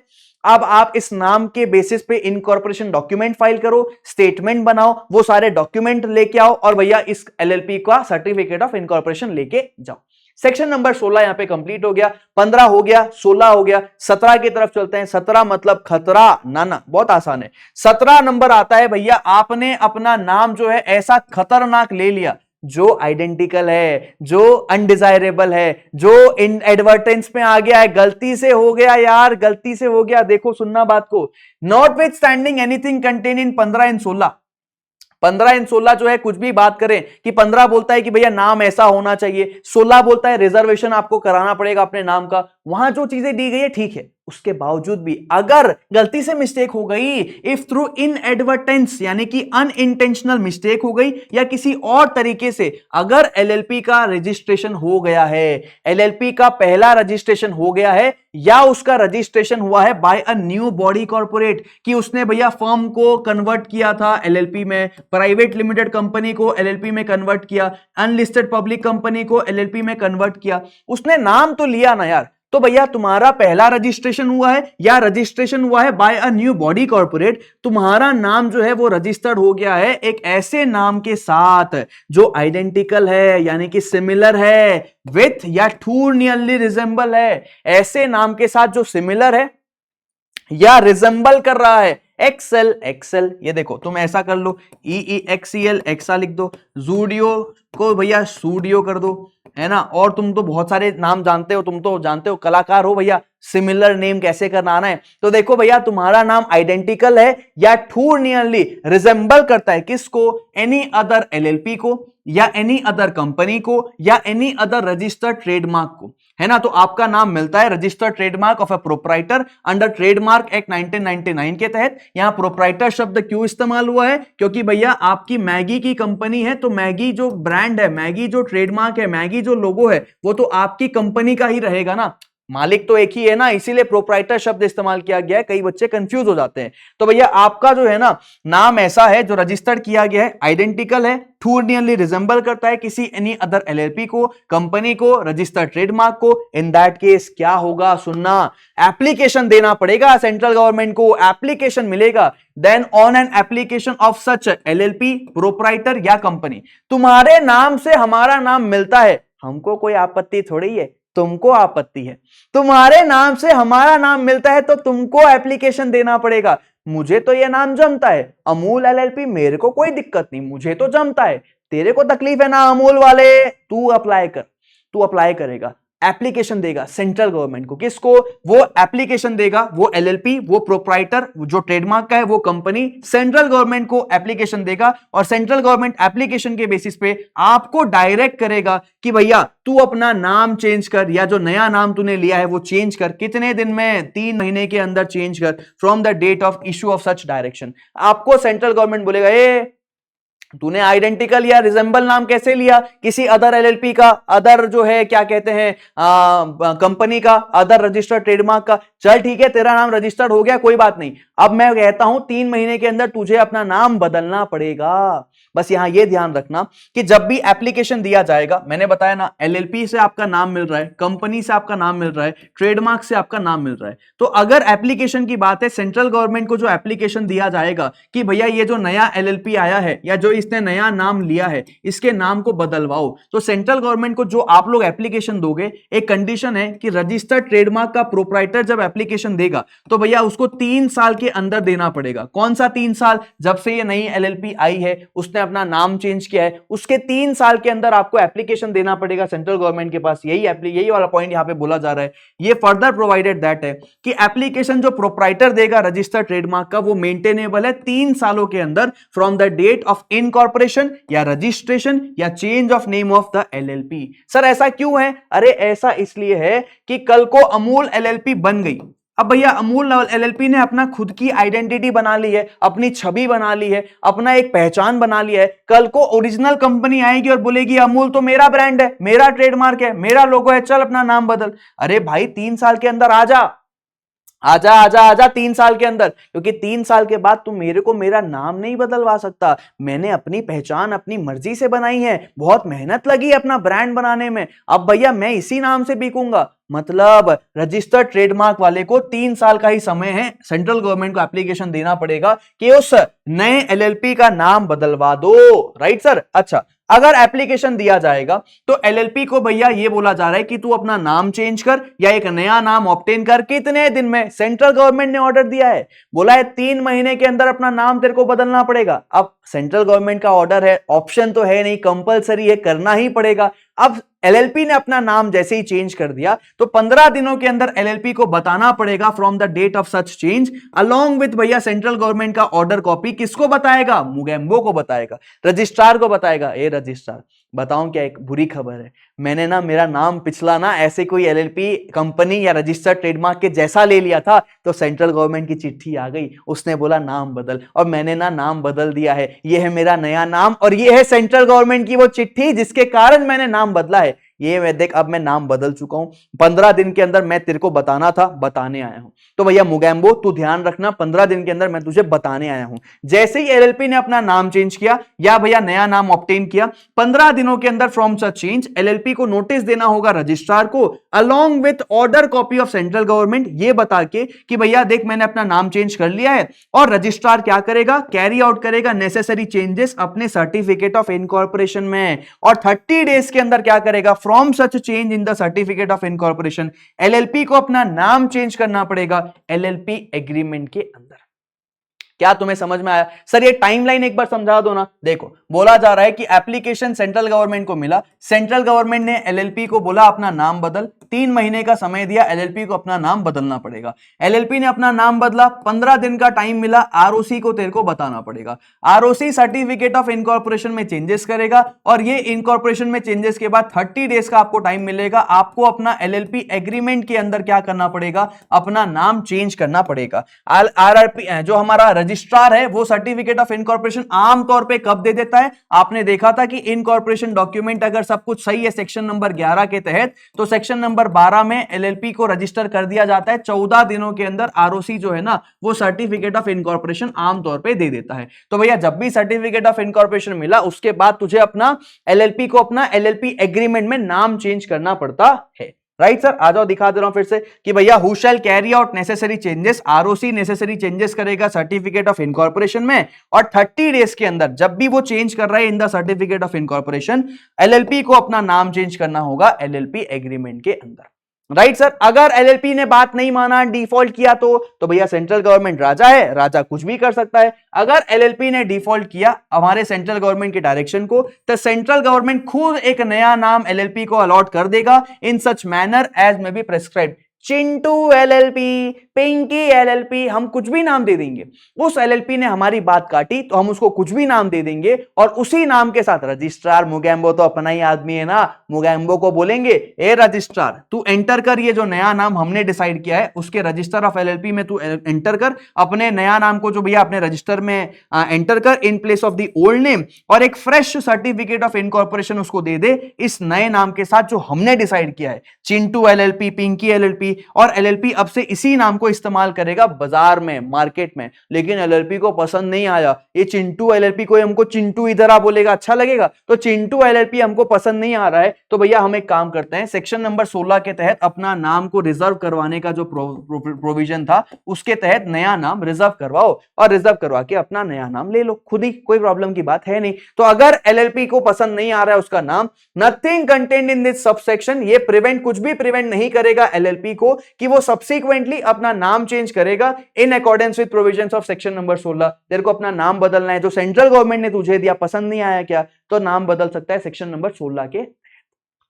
इसी के साथ हमारा एलएलपी का ये प्रोविजन कंप्लीट हो गया है। आ जाओ एक आध सवाल है करवा दे रहा हूं फटाफट से। देखो देखो देखो सवाल कौन सा है, इधर आइए भैया। सवाल देखो, referring to the provisions of LLP act, बताओ कौन से सर्कमस्टेंसेस है कि एलएलपी को कंपलसरीली रिक्वायर्ड है कि उसको अपना नाम चेंज करना ही पड़ेगा। एक्सप्लेन करो कंप्लायंस रिक्वायरमेंट क्या है नाम चेंज करने के लिए, क्या कॉन्सिक्वेंसेस है अगर नाम चेंज नहीं किया। तो 4 नंबर का सवाल है। तो बोला गया भैया 15-16 के बाद भी अगर एलएलपी इनकॉर्पोरेट हो गई है पहले रजिस्ट्रेशन में, या रजिस्ट्रेशन हुआ है by a new body corporate, उसका नाम रजिस्टर्ड हो गया ऐसे नाम के साथ जो आइडेंटिकल है या टू नियरली रिजेंबल है किसी अदर एलएलपी से, कंपनी से, या रजिस्टर्ड ट्रेडमार्क के भैया प्रोप्राइटर से अंडर रजिस्टर अगर ट्रेडमार्क एक्ट है, तो यहां पे एप्लीकेशन दिया जाएगा एलएलपी प्रोप्राइटर या कंपनी के द्वारा सेंट्रल गवर्नमेंट को, और सेंट्रल गवर्नमेंट डायरेक्ट करेगी कि अपना नाम 3 महीने के अंदर बदल। तो भैया एलएलपी ने अपना नाम बदला या नया नाम लिया तो 15 दिन के अंदर मुगैम्बो को बता, जो कैरी आउट करेगा necessary changes certificate of incorporation में 30 डेज के अंदर, और उस चेंज के बाद तू अपना एलएलपी एग्रीमेंट के अंदर चेंज कर लेना। डिफॉल्ट किया तो भैया सेंट्रल गवर्नमेंट खुद तेरे को एक नया नाम दे देगा, मुगैम्बो भी तेरे को उसके नाम का एक सर्टिफिकेट दे देगा, और भैया तेरे को उसी नाम को आगे इस्तेमाल करना है। लेकिन तेरे को नाम जब नहीं रहा है Chintu LLP, Pinky LLP, section 16 के तहत तू नया नाम ले सकता है। यह है हमारा एक स्टार क्वेश्चन जो बात करता है, आपको बताना है एसेंशियल एलिमेंट्स क्या है एक एलएलपी बनाने के लिए, एसेंशियल एलिमेंट्स क्या है समझना। आईसीएआई मॉड्यूल में यह सवाल है, आज तक एग्जाम में आया नहीं है, कभी भी इंस्टीट्यूट दे सकता है, तुम लोगों को एग्जाम में यह सवाल बनेगा नहीं, क्योंकि ऐसा तुमने कहीं पढ़ा है क्या? What are the essential elements of a LLP to be incorporated, तुमने पढ़ा है क्या? एलिमेंट्स क्या क्या होता है, नहीं पढ़ा, यहां पे दिया है, पढ़ो। देखो क्या क्या एसेंशियल एलिमेंट्स है एलएलपी इनकॉर्पोरेट करने के लिए। पहला कि भैया एलएलपी इनकॉर्पोरेट करने के लिए आपको जो है ना, आपको सबमिट करना पड़ेगा इनकॉर्पोरेशन डॉक्यूमेंट रजिस्ट्रार को इलेक्ट्रॉनिकली। एटलीस्ट 2 पार्टनर्स होने चाहिए एलएलपी में, इंडिविजुअल या बॉडी कॉर्पोरेट हो सकता है। एलएलपी के पास एक रजिस्टर्ड ऑफिस होना चाहिए जहां सारा कम्युनिकेशन आप भेजोगे। एलएलपी के पास मिनिमम 2 इंडिविजुअल होने चाहिए डेजिग्नेटेड पार्टनर बनके, जिनमें से एक रेसिडेंट इन इंडिया होना चाहिए। फिर आया एक पर्सन या नॉमिनी बॉडी कॉर्पोरेट से बाहर निकल के आ सकता है और डेजिग्नेटेड पार्टनर बन सकता है, और डेजिग्नेटेड पार्टनर आइडेंटिफिकेशन नंबर भी उसका होना चाहिए, डीपिन नंबर।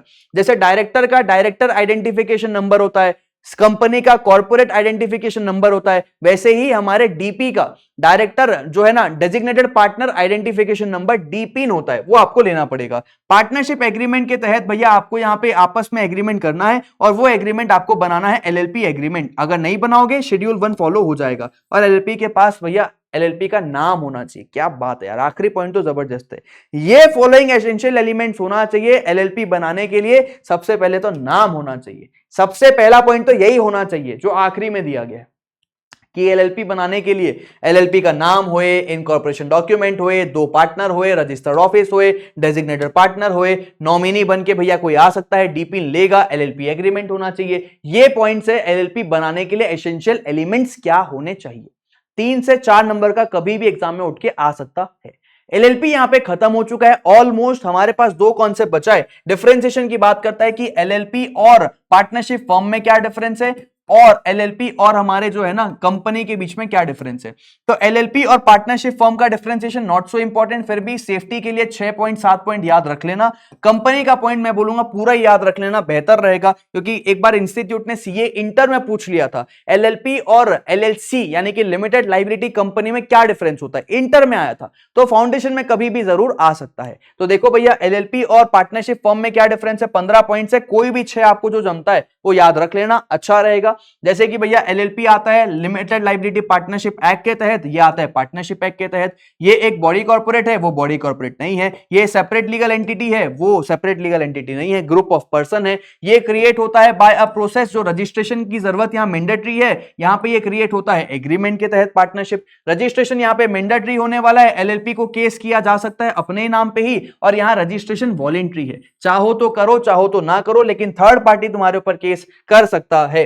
परपेचुअल सक्सेशन एलएलपी में होता है, डेथ, रिटायरमेंट, इंसॉल्वेंसी से कोई फर्क नहीं पड़ता, पर पार्टनर कभी भी आए कभी भी जाए एलएलपी कंटिन्यू होता रहेगा। यहां पे डेथ इंसॉल्वेंसी से पूरा जमीन हिल जाता है, धरती कांप जाती है, पार्टनरशिप खत्म होने को हो जाता है। Right sir. फिर आता है हमारा नेम में, एलएलपी का नाम में कंटेन करेगा एलएलपी, यहां पे ऐसी कोई गाइडलाइन है ही नहीं। फिर आता है लाइबिलिटी की बात करें तो यहां पे लाइबिलिटी अग्रीड कंट्रीब्यूशन तक होती है एलएलपी में, और यहां पे हर पार्टनर की लाइबिलिटी अनलिमिटेड होती है। म्यूचुअल एजेंसी में हर पार्टनर यहां दूसरे पार्टनर को बाउंड करता है, नहीं करता है, बल्कि वो एलएलपी को बाउंड करता है, और यहां पे हर पार्टनर एक दूसरे को बाउंड करता है, साथ में फर्म भी बाउंड होता है। म्यूचुअल एजेंसी पार्टनरशिप में होता है, एलएलपी में तो भैया सिर्फ एलएलपी लाइबल होता है। डेजिग्नेटेड पार्टनर की बात करें तो यहां 2 डीपी होना चाहिए, एटलीस्ट 1 रेसिडेंट इन इंडिया होना चाहिए। पार्टनरशिप फर्म में ऐसा कोई कॉन्सेप्ट ही नहीं है। कॉमन सील में यहां पे कॉमन सील होना चाहिए, यहां पे ऐसा कोई कॉन्सेप्ट ही नहीं है पार्टनरशिप में। लीगल कंप्लायंसेस में डीपी लाइबल होगा सारे कंप्लायंसेस के लिए, यहां सारे के सारे पार्टनर लाइबल होंगे सारी कंप्लायंसेस और पेनल्टीज के लिए।